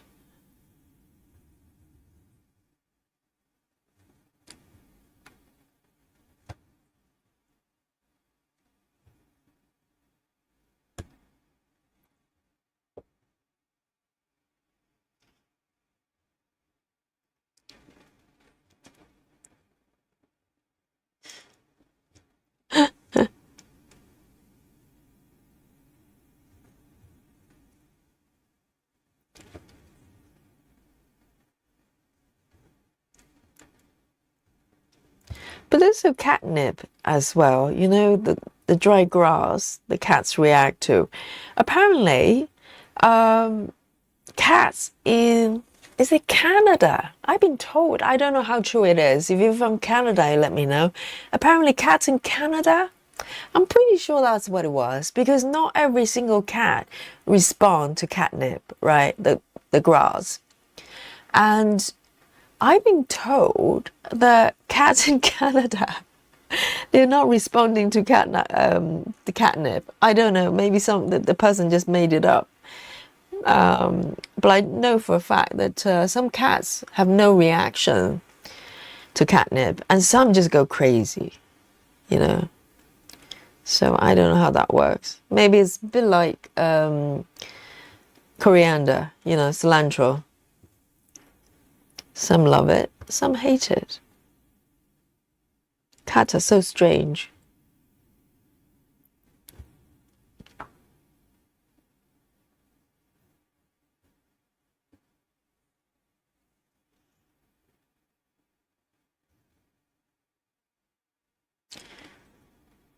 Lisa says, I have a house rabbit too. The cats don't like them. But how come every time I watch anything on YouTube or Instagram, it's always like rabbits and the kitties, they're besties. And sometimes they have ducks and chickens, they all live under the same roof. They all love each other.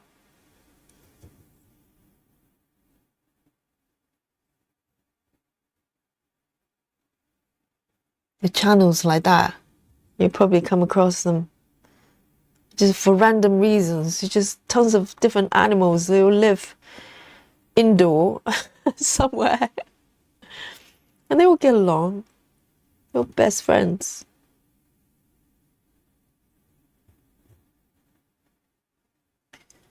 I've got 11 stitches left with this color. Yay! I think just these ones. I think that's it.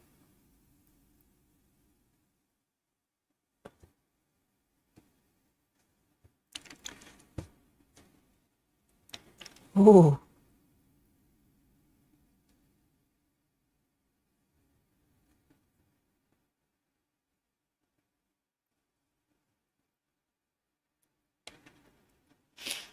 Janine says, my cat goes crazy with catnip. It's funny.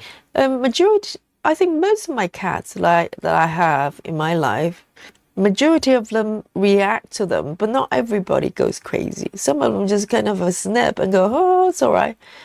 They look relaxed, but not, you know, they don't go mad. But some of them react really, really strongly.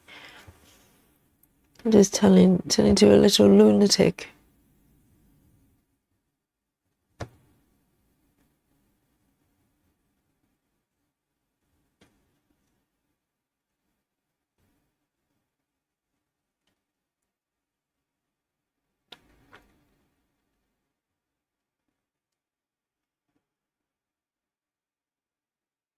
Oh, Landria says catnip susceptibility is genetic. So it's a little bit like coriander then. So it's possible the Canadian cats don't have the gene. Oh, well, I don't know how true that is in terms of Canadian. I vaguely remember someone told me that, but I was, listening to it like, oh, really? Because it just sounds really, really strange. But it could be, though, if it's genetic. It could be the local breed or whatever it is, moggies. In Canada, they just have that gene as well. You know, like all of them dislike coriander or something like that. Maybe Canadians, they don't like coriander either. And coriander is cilantro, by the way, if you don't know. Tomato, tomato. Right, finally. Oh, I finished this color and it's really only over 100 and something stitches. Oh, I shouldn't tell you because that will give you some hint. Fully guess my stitches today. Oh, no, erase that from your mind. I don't know how many stitches. No idea.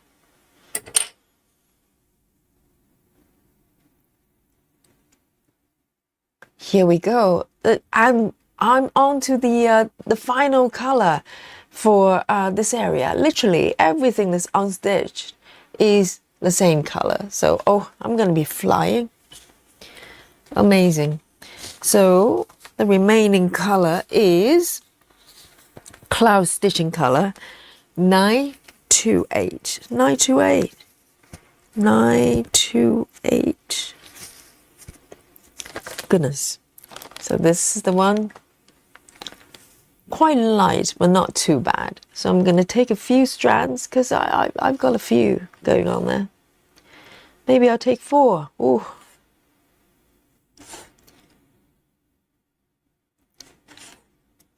Amazing.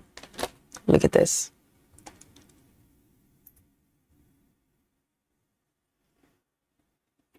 So I'm going to just go around and fill in the remaining area. It's going to be good fun.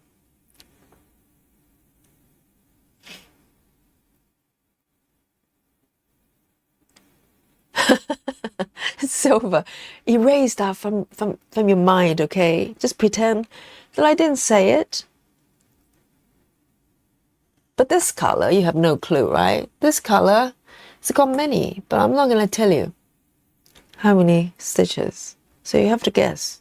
You have to guess.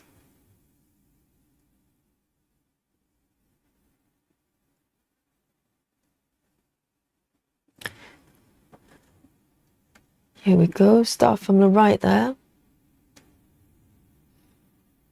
So I still need to refer to the charts because some stitches, because of quite close to the color of the fabric, it's still quite white, quite pale. So I could misread the fabric and think somewhere is already stitched when it's actually not.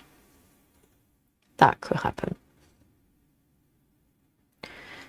So I still need to check the chart from time to time.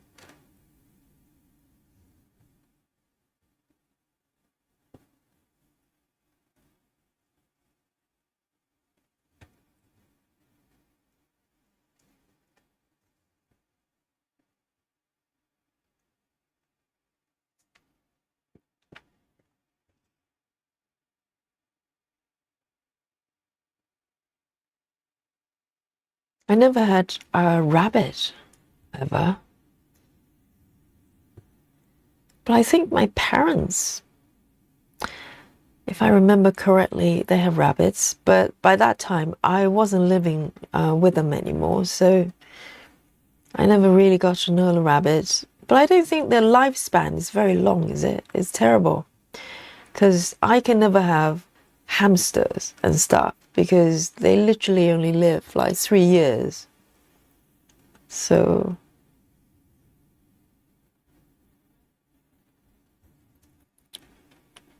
but I think rabbits, I remember my parents' rabbits, that it was chewing everything in its way, like remote control, slippers, anything, shoes.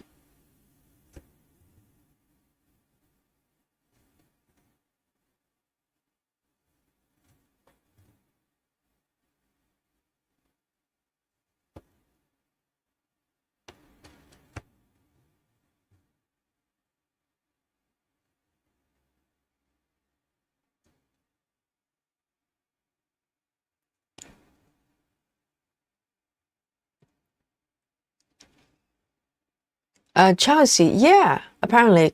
Coriander, cilantro. It's just different names, but the same thing. But coriander, we're talking about the plants, not the seeds. That's coriander seeds. That's a kind of spice. But I think in America it's called cilantro. I think. You tell me.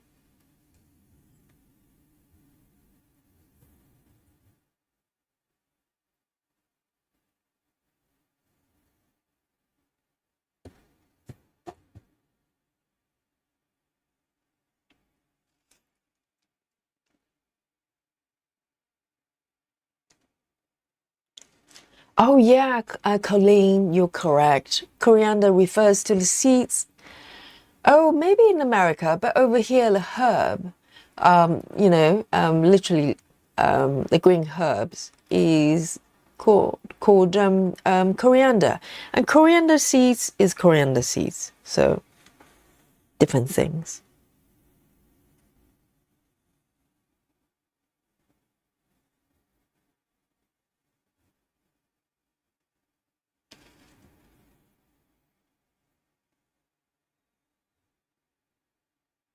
So Colleen has what in restaurant?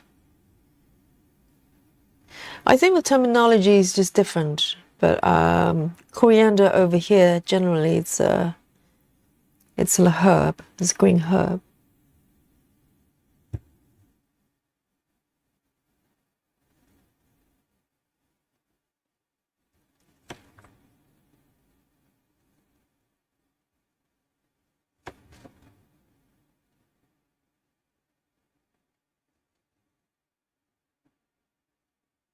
Right?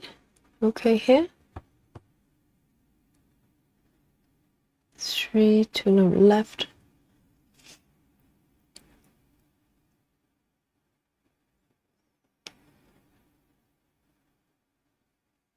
I know, Chelsea, we learn new things every day, particularly the other day when we were talking about Christmas food. Literally, they're totally different. And I had no idea. I was thinking, well, maybe it's all very similar. It turned out there's no Christmas pudding in the US. What a shocker. I thought everybody had Christmas pudding.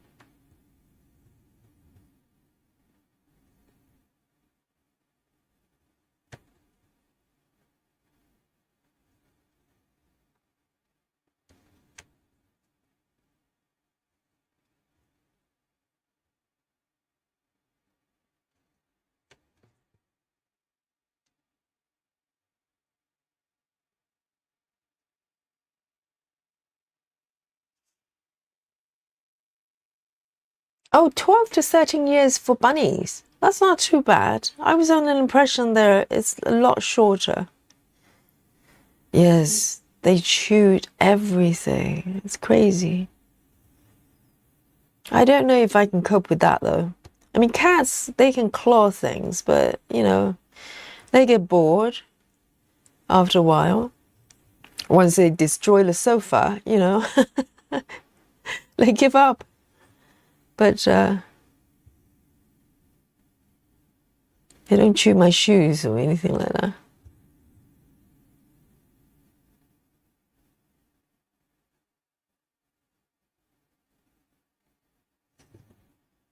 Right. Over here, let me see, how do I take it? Let me move down.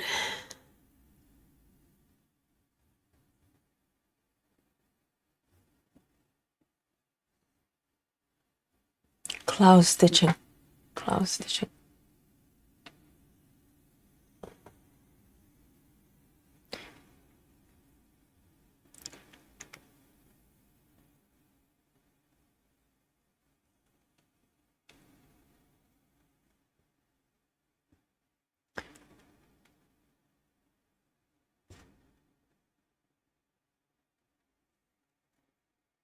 Yes, you can grind the seeds, the dry seeds, for Indian cuisine as well. Because sometimes I make Indian curry from scratch. I do have a spice tray, and you can get coriander seeds that's dry. You can grind it down, and that's coriander powder. It was just spice, really. But coriander over here, anyway, is referring to the green leaves, the herb, the fresh herbs.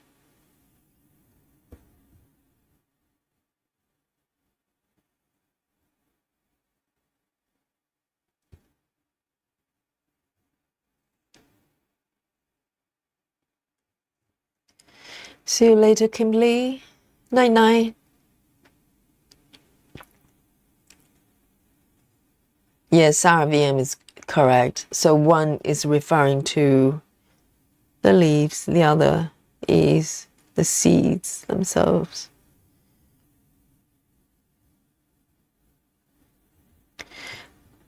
But the thing is, if you ground down coriander seeds, it tastes nothing like coriander, the plant. No resemblance. It's quite weird.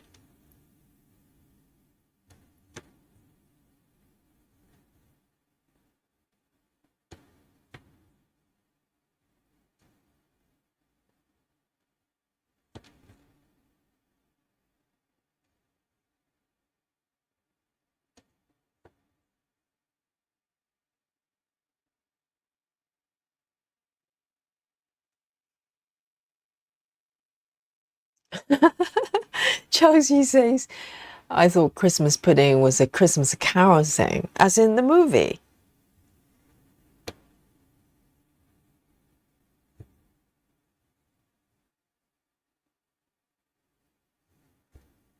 Yeah, I thought surely everybody eats Christmas pudding around Christmas. That's what it's for.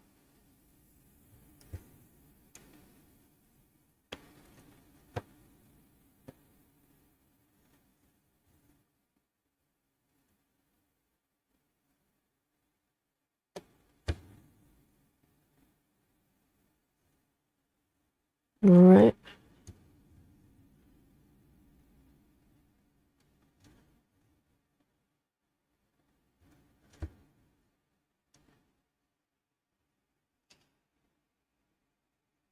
Lizzie says, I don't like Christmas pudding or turkey meat. Good job. I don't celebrate Christmas. Well, a lot of people do not like Christmas pudding. I think, majority of people just eat it for occasion, because a lot of people don't like dry fruit and it's very sweet. It's very dense. Nah, it's just for occasion. It's not something that people want to eat on a regular basis.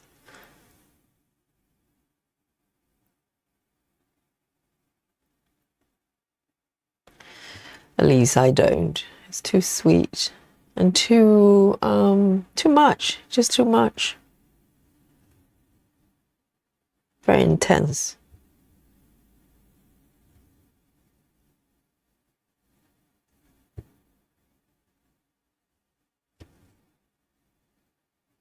Literally, all the empty area here, it's the same color. This is good fun.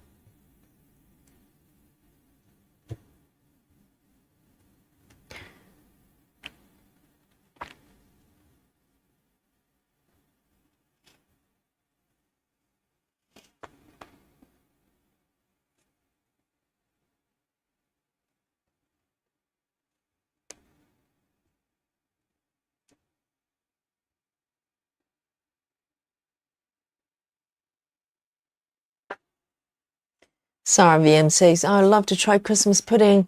Maybe I should try and make it this year. It's probably doable.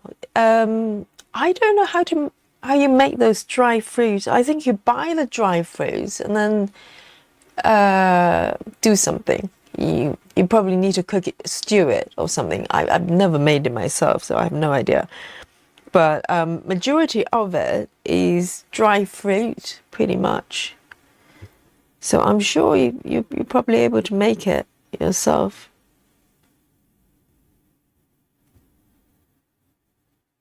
And I think you need to mature it as well. You need to, once it's made, and you need to kind of leave it for a little bit. So a lot of people make it, if they make it at home, they make it beforehand. I don't know how far ahead. But it's almost like, like wine. You want to age it. Not for decades, but I don't know how long you can keep it. But it just needs some time to kind of mature.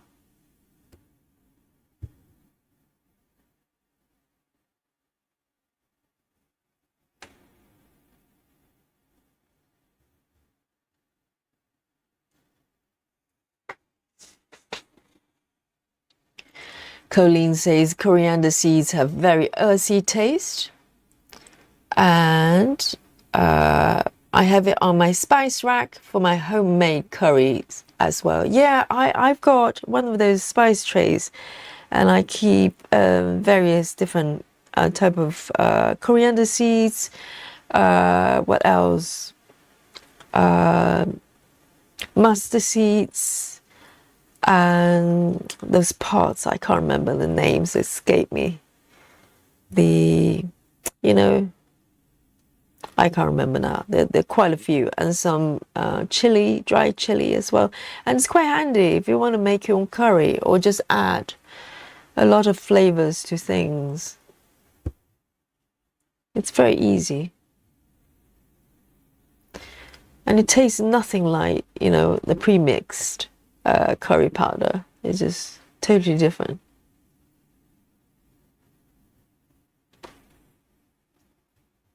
Hey, Dolly.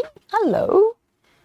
This is her new style, my Dolly. A few months before, she would come in and just try to get my attention. Now she knows it doesn't work very well, and she would just appear behind me and just kind of just sit there or roll over, show me her belly, and just make me feel guilty in general.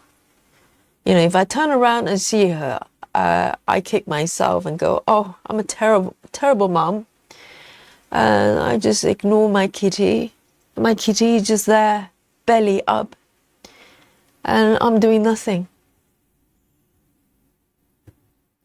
It's a new tactic from my Dolly to make me feel bad. Okay, Dolly is working, okay? I get it. I get it.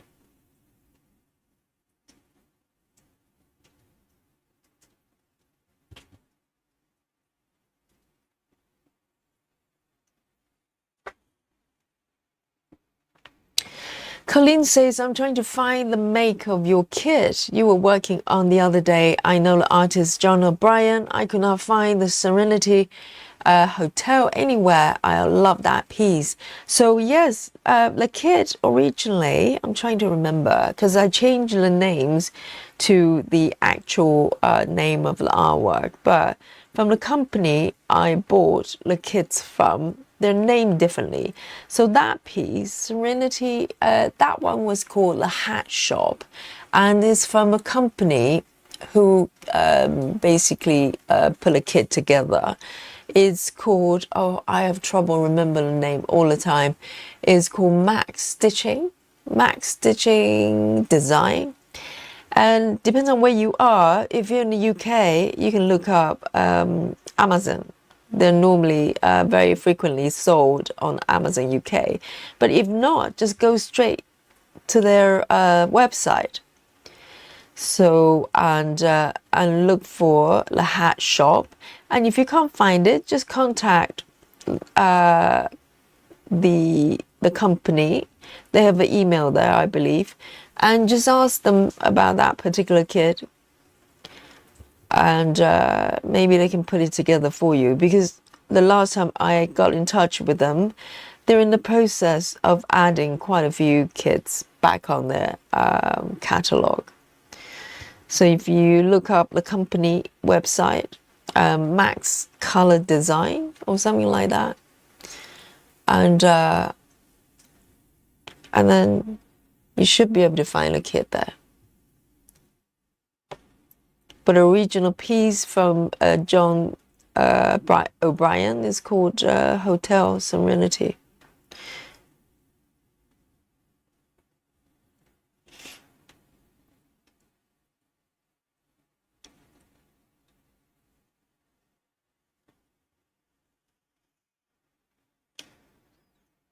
Yes, thank you, Susan. I just struggle with that name. Max Stitch Design. Yes. And yes, there are quite a few pieces different from they. I don't believe Artisy has Hotel Serenity, but they do have quite a few design artwork from John O'Brien. You're very interested in an artist.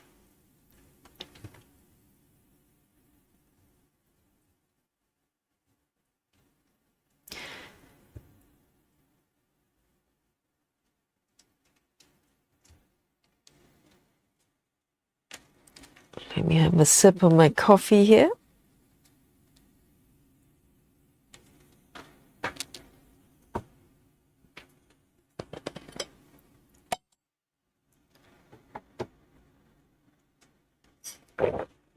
Oh, cardamom. Yes. Claudia, thank you. Oh, I was trying to think of the name of the spice, cardamom. Yes. I think cardamom is probably just like coriander. Some people love it, some people don't like it. Some people think it tastes a little bit soapy.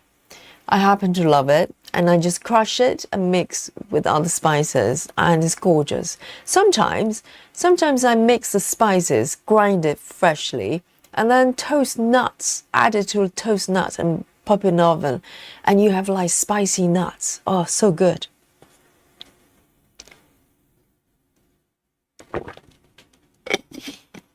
I do eat fair bit of nuts, and really good source of protein and everything else.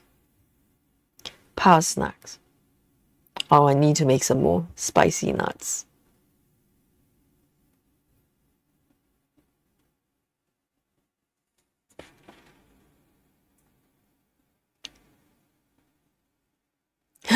Exciting.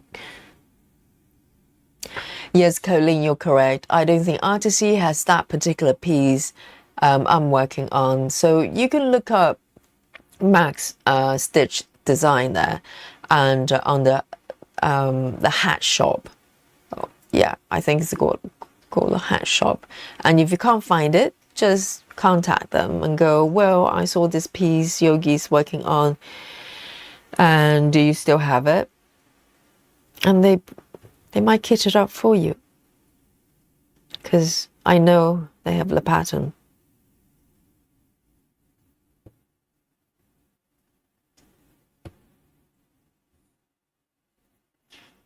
Janine says Dolly needs some love. I know, she's very passive aggressive recently. You know, before she would come over and literally demand my attention, but recently she probably realized it didn't work very well. And now she's going for the guilt trip strategy. You know, just look pitiful and just roll up and show the belly and go, oh, I don't know what to do with myself. I'm just so cute. And my mummy is not paying attention to me. And every time I turn around, she's behind me, belly up, like now. Oh dear. The guilt trip is working.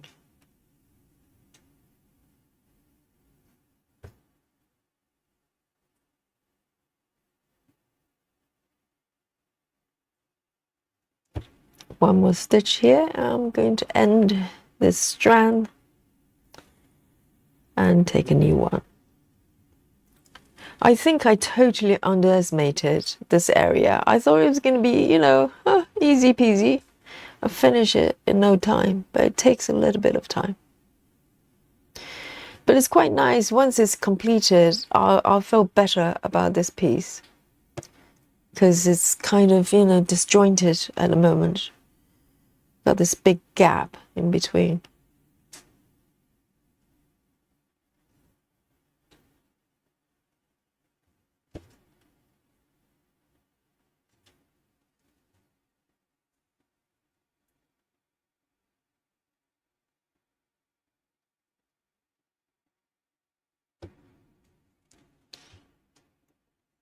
Nice, Sarah.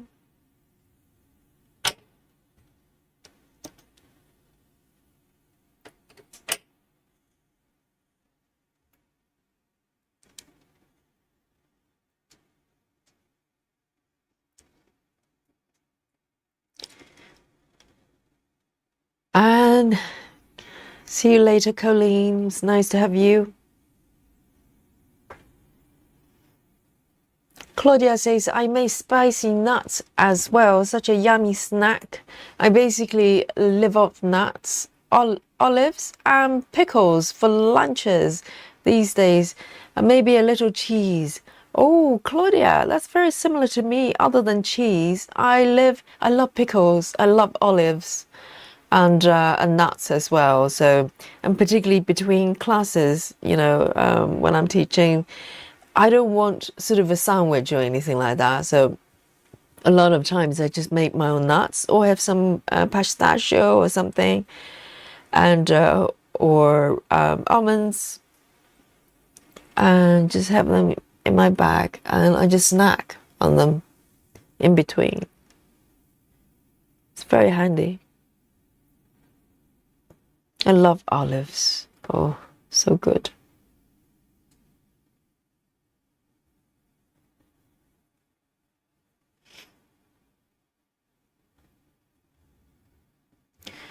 Marilyn says, has anybody had problems with a grip pen bleeding through or not coming out? Any particular brand that you're referring to?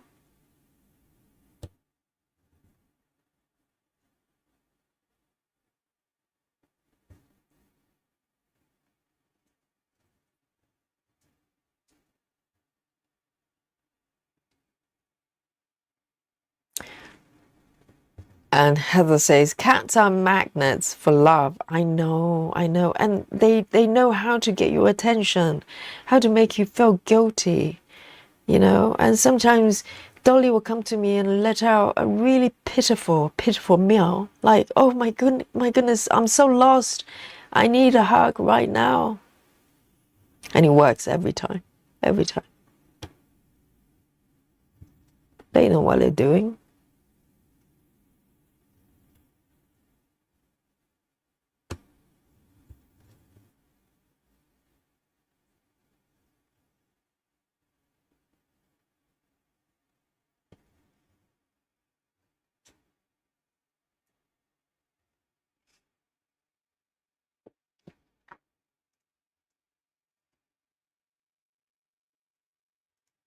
And Jacqueline, hello. Jacqueline says in Canada we have tortilla, French tradition. What's that? What's tortilla? Are we talking about food or animals? I have no idea. And Claudia says, I recently discovered these Lebanese turnip pickles. They have a faint horseradish. Oh, I love horseradish. That and a thing of olives makes perfect lunch for me. But you know, Lebanese food, I'm not an expert, but there are a few. It's actually quite popular in certain areas in London, restaurants. Maybe Paddington, there's a lot of Lebanese or Greek kind of restaurants there, and they do really, really good cold spread. Majority of them are vegetarian or vegan, and just cold kind of pickles and, you know, vine leaves, that kind of stuff. It's really, really nice.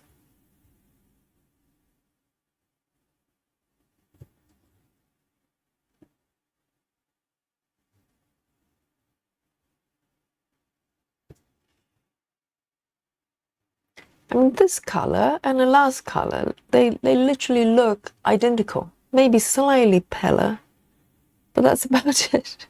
I can't tell them apart. Very subtle changes.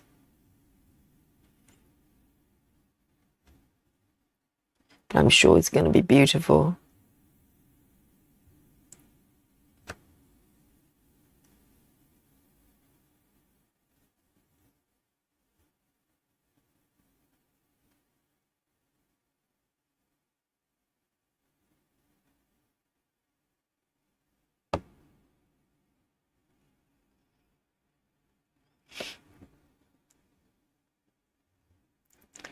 And Heather says, I often have to drive many hours to see clients.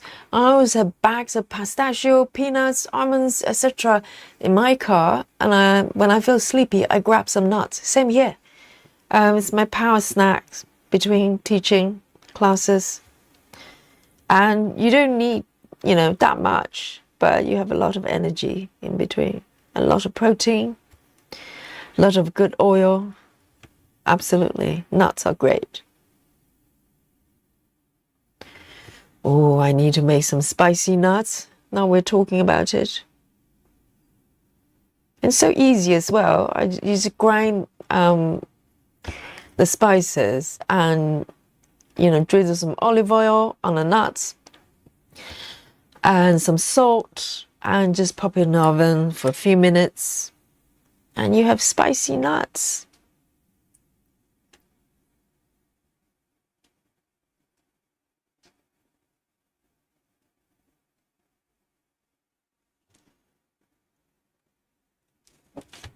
Oops. A few more here.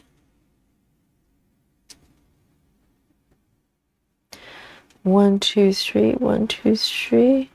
See, this stitch is actually unstitched, but it's on top, it's on the border. It's got a grey background, and there's just no way you can tell this one's unstitched if I didn't check my chart. It looks literally it just blends in, but this one's unstitched. I'm in the bottom corner, bottom left corner here. That's the slight issue with the gridded fabric. You just can't tell.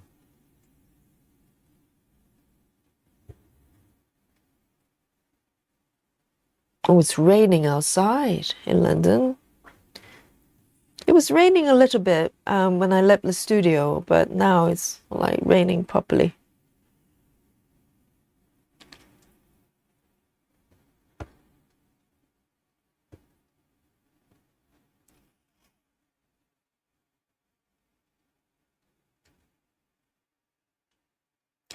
Marilyn says it's just in general referring to the grip pen.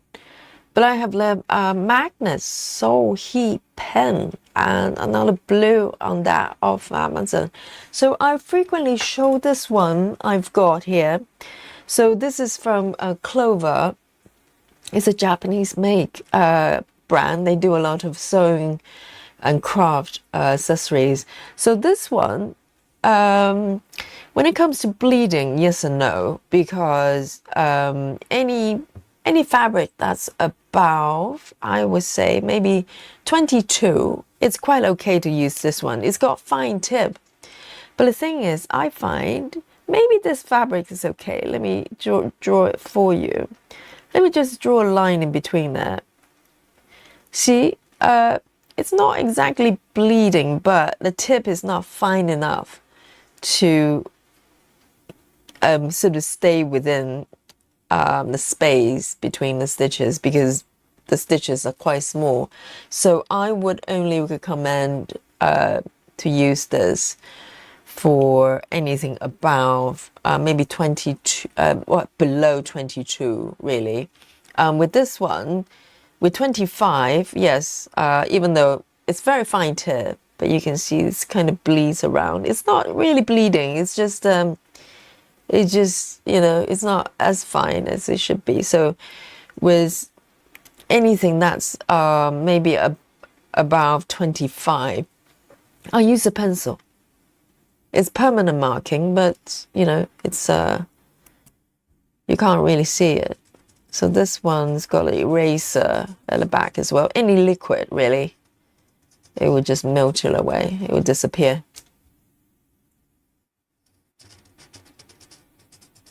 So I don't know what fabric count you're working on. They could bleed. Majority of it, if they, it's ink based, it would bleed if it's very small line you're trying to draw.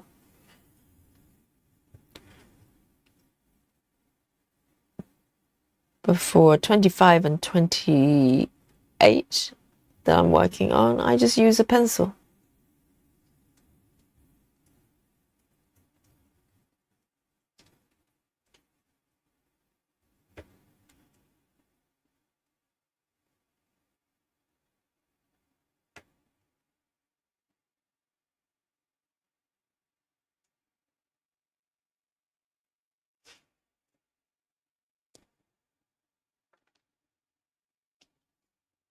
Claudia says, I'm not much an expert on Lebanese foods. I did date a Lebanese boy when I was younger, so that was my introduction. I love the flavors of the spices and sourness of the pickles. Yes, I think it's kind of popular in London because there's a strong culture from either Lebanese community or around that, neck of the woods. Sorry, I'm so ignorant about the culture there, but I like the food as well. It's very vegan friendly. That's why I like it. And delicious. Delicious.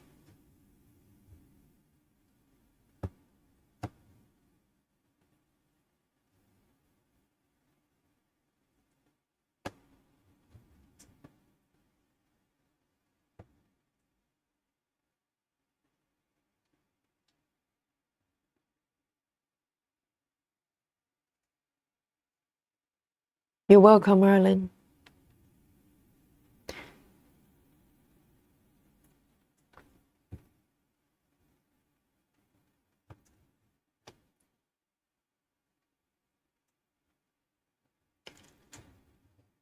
Very nice. 2 more stitches here. I'm going to move over there.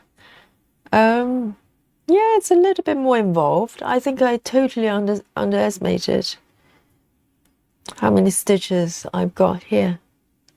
But it's very relaxing because, I do need to refer to the chart from time to time, but I know it's all just within this area. And so far, there are only 2 colors involved. So it's quite nice. Nice change from working with more confetti area.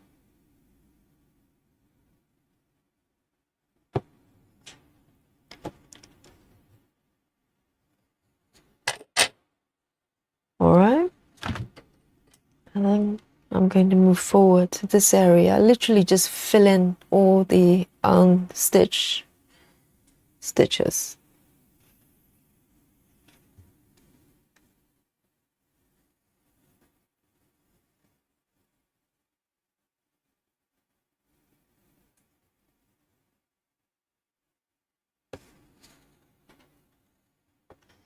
So it's officially not Halloween anymore in the UK.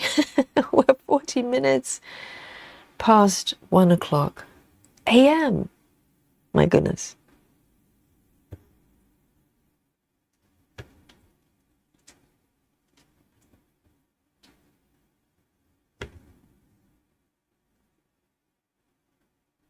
And next week, if you haven't got an update already, next Wednesday we're starting Christmas stitching, okay, or any kind of festive stitching you would like to do every Wednesday.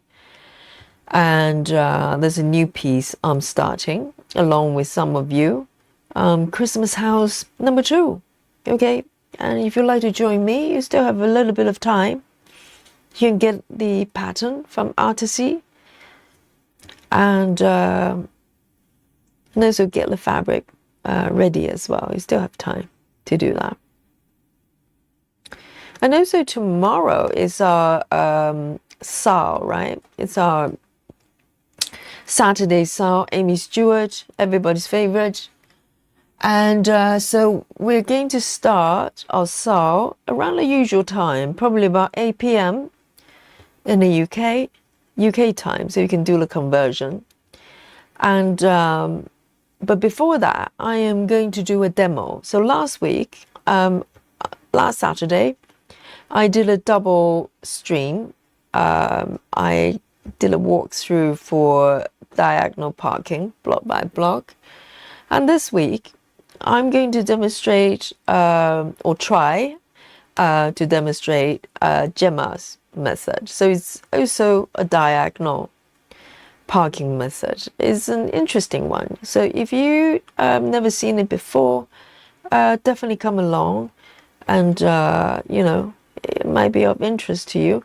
And maybe you've tried it before and feeling that it's not for you. Also come along, because, you know, you might gain some new insight. It's a very interesting way of working. It's like trying to solve a puzzle as you go. So it's nice to have, you know, get to know different stitching methods, because, you know, it just keeps things fresh. By changing methods a lot of time, the project just feels like a new project.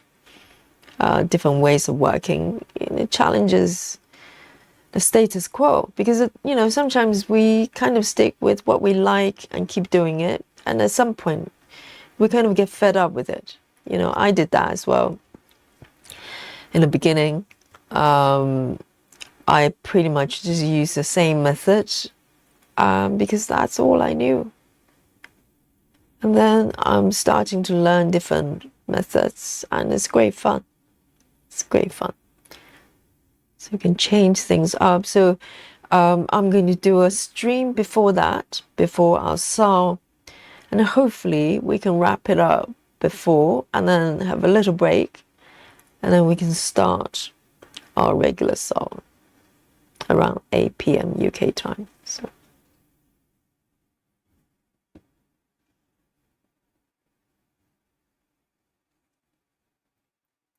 Oh, Alandria, that's true. Your birthday is Saturday, isn't it? It's official. Alandria birthday is today. It's official. It's actually nearly 2 hours into into Saturday. Yes. Happy birthday, Alandria. And Heather says Halloween festivities just starting in California. It's twilight. Yes, for some of you. Friday is still deep into Friday, actually. It's still Halloween. So I hope you enjoy that. Yes, very nice. Very nice. Time is so strange, isn't it? Slightly arbitrary, because what is time anyway? It's now. That's all that is. It's just now.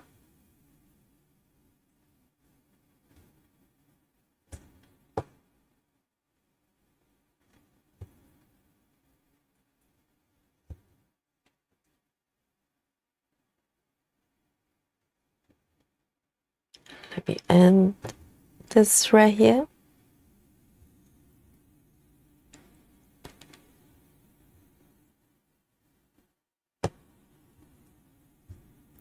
Indeed, happy birthday to Alandra.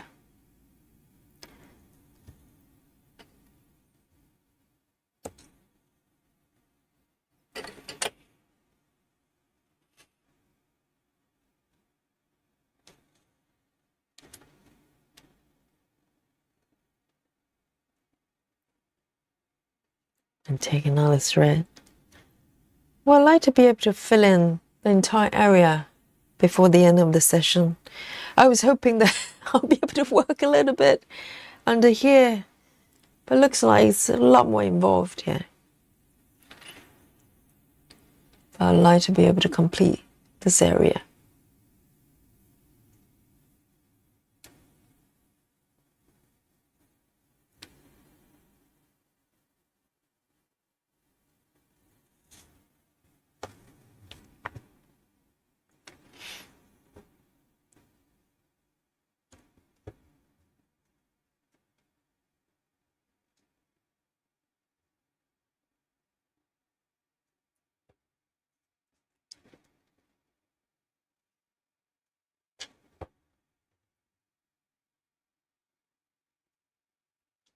It's actually quite therapeutic, just working on the same color throughout.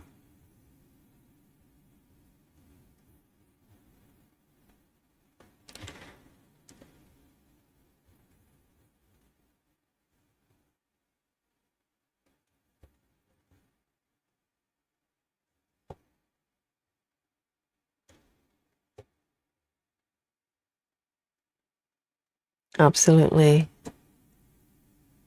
Happy birthday.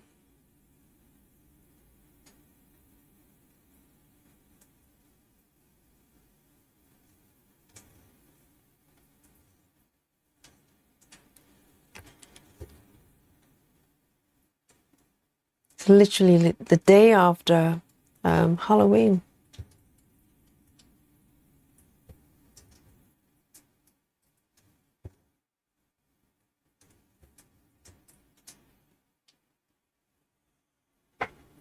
Oh, and also we're literally officially in November. My goodness, yes.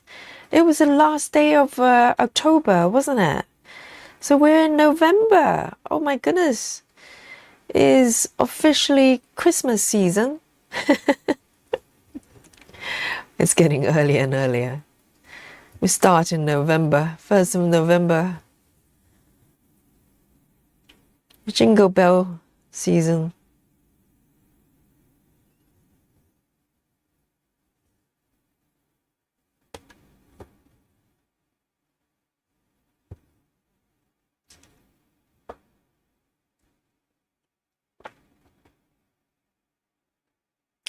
Oh dear. Alondra says, my son, I presume it's a birthday. My son is the day before Halloween. So you have two birthdays, just one day apart. Both Scorpios. Amazing. I'm Scorpio as well, so I know the best star sign. We're dangerous, aren't we?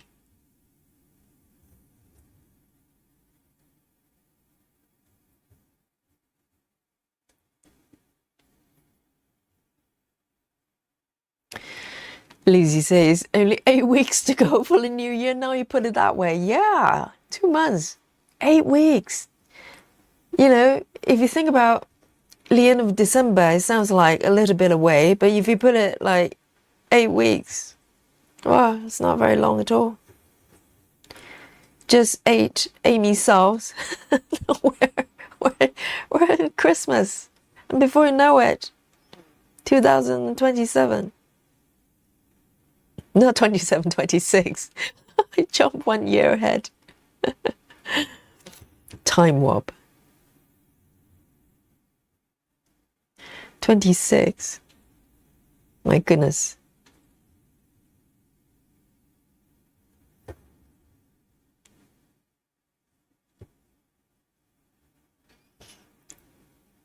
Oh, Lisa. Lisa also has a birthday, and she says it was my youngest son's birthday today and yesterday. Halloween. Oh, so the same day as Halloween. Happy birthday to Lisa's son as well. I don't know his name, but whoever, whatever name it is, happy birthday to Lisa's youngest son. Well, the same day, well, that I bet he's gutted because all the attention is about, Halloween.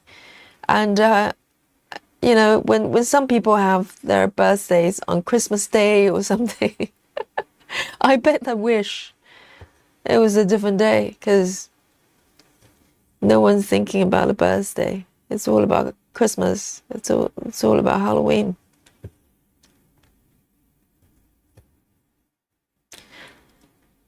Happy birthday to you all. Happy November. How's that?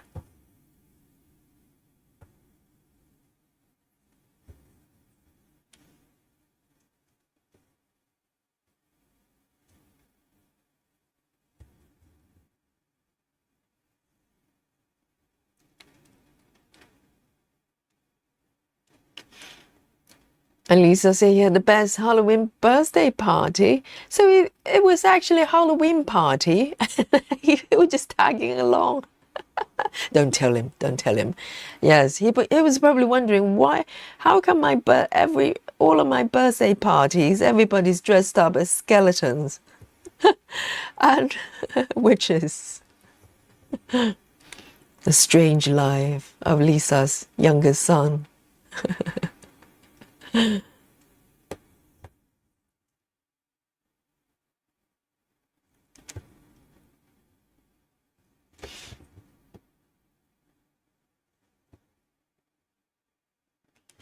Right, I'm gonna end this thread here and move to this area. I'm not gonna take my thread over. It's too far away.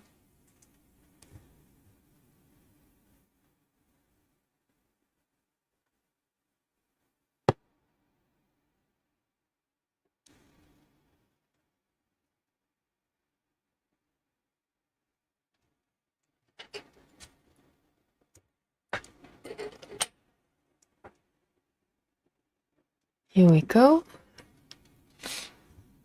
I'm starting to see how far I can go. I like to go, I probably won't be able to make stitch the entire area considering it's close to 2 a.m. Okay, trying to be sensible here. And then because tomorrow, technically today, we have 2 streams to go. So I am going to do my last few stitches. Okay, so guys, today can be quite easy or maybe difficult. Who knows? Because, you know, I kind of talked about how many stitches I've got for the first color, but the second color's got a few more and slightly random, and also I'm not going to be able to finish the entire area. So the stitch number is still tricky, okay? It's not like block by block, 2 blocks, 200, done. No, it's not going to be like that, okay? I try to make it difficult for you. I know you all like a challenge. So, as I'm stitching the last bit, I'll see how far I can go with this strand here. But I think it will probably take a little bit more to complete this area. So, so I totally underestimated the number of stitches. You know, I was so naive. I thought, well, I'll just finish this little bit here and then I'll do the rest. I'll do the rest. Well, there you go. That's me. So you can start thinking about, you know, how many stitches has Yogi made? And of course, if you're lurking, come forward, okay? And you have no idea what's going on here, okay? If you're new to the channel, what we do is at the end of every stream, all of you are able to come forward and guess how many stitches I've done, okay? And if you don't know how many stitches I've done, me either. I have no idea either. But we have the app, you know, and apps don't lie, okay, as far as I know. And it is capturing every single stitches I've been making so far. So the person who has a number that's closest or even spot on, we have a couple of occasions that people have the numbers spot on. But if you got the closest number, then you win. And if you win, great things happen to you, okay? And particularly today is Halloween, maybe for most of you, still Halloween. And also for the rest of us, it's the first day of November, officially starting festive season. So it's a great day to be the winner, okay, today. Every day is a good day to be a winner. But today is even better, okay? And as I can see the colors coming, numbers coming forward, and I'm still stitching, okay? So every stitch counts. No one's paying attention now. And so I'm going to bring on our super duper Guess My Stitches machine. Boom. There you go. You've never seen this one before. You're in for a treat. This is space technology, NASA technology involved, engineering, okay? And it's the same technology as they use to build spaceship. That's the kind of high-tech technology we have here on Yogi's stream. And just for your pleasure, okay? For you to come up with the numbers and for us to pick the winner every day. And I build this in my basement, I know, with my power tools. It's hard work, but it's all worth it. It's all worth it. And I'm going to do the final 2 stitches. How's that? And it will be a very nice finish of this beautiful Halloween, November hybrid session celebration here. And so you still have a few moments to come forward, okay? Unlurk yourself, okay? And it's an order. If you're lurking, just unlurk yourself. Listen to Yogi. And I'm going to end this right here and give you a quick recap of what's happening to my fabric today. Very nice. Okay, So this color is 928. I'm going to pop it back on my needle ball and zoom out a little bit for you here. So this piece is by Aimee Stewart and it's called A Little Cake Shop. And if you've never seen this mock-up before and wondering what on earth I've been stitching for the last 2 hours, this is it. There. It's so pretty. And I'm on the upper left there on the ceiling stitching, cloud stitching, okay. And today, and this fabric, this piece, I've been working on for nearly 3 years now, okay. But considering how many whips I've got, it's not too bad. The progress is good.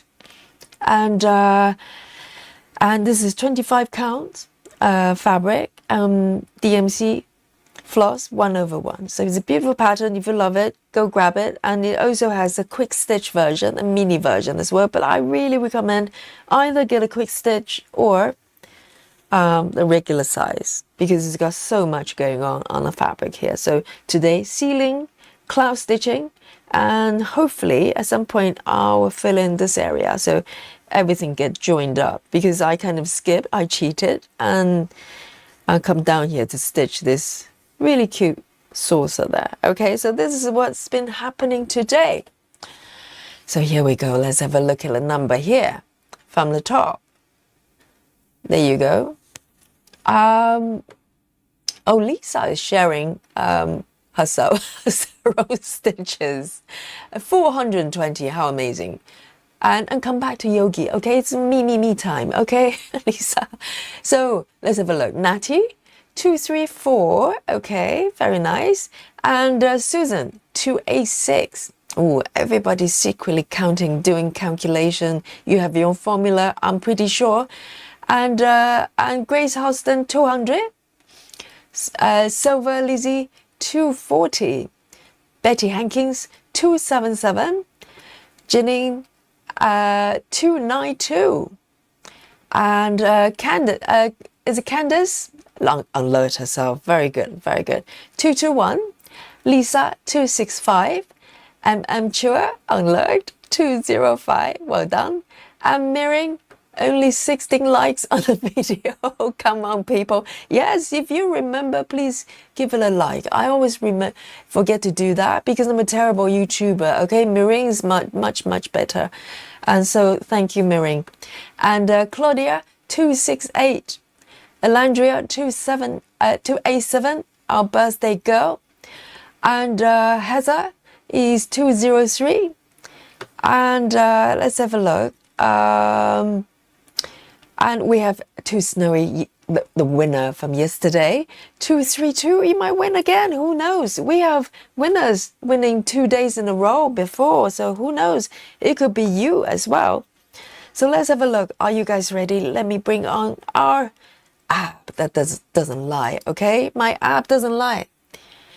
And here we go. Let me highlight this area just for you. So you get to know where I am today. This is it. This is where I am. Okay, upper left. And I'm doing a bit of a ceiling cloud stitching there.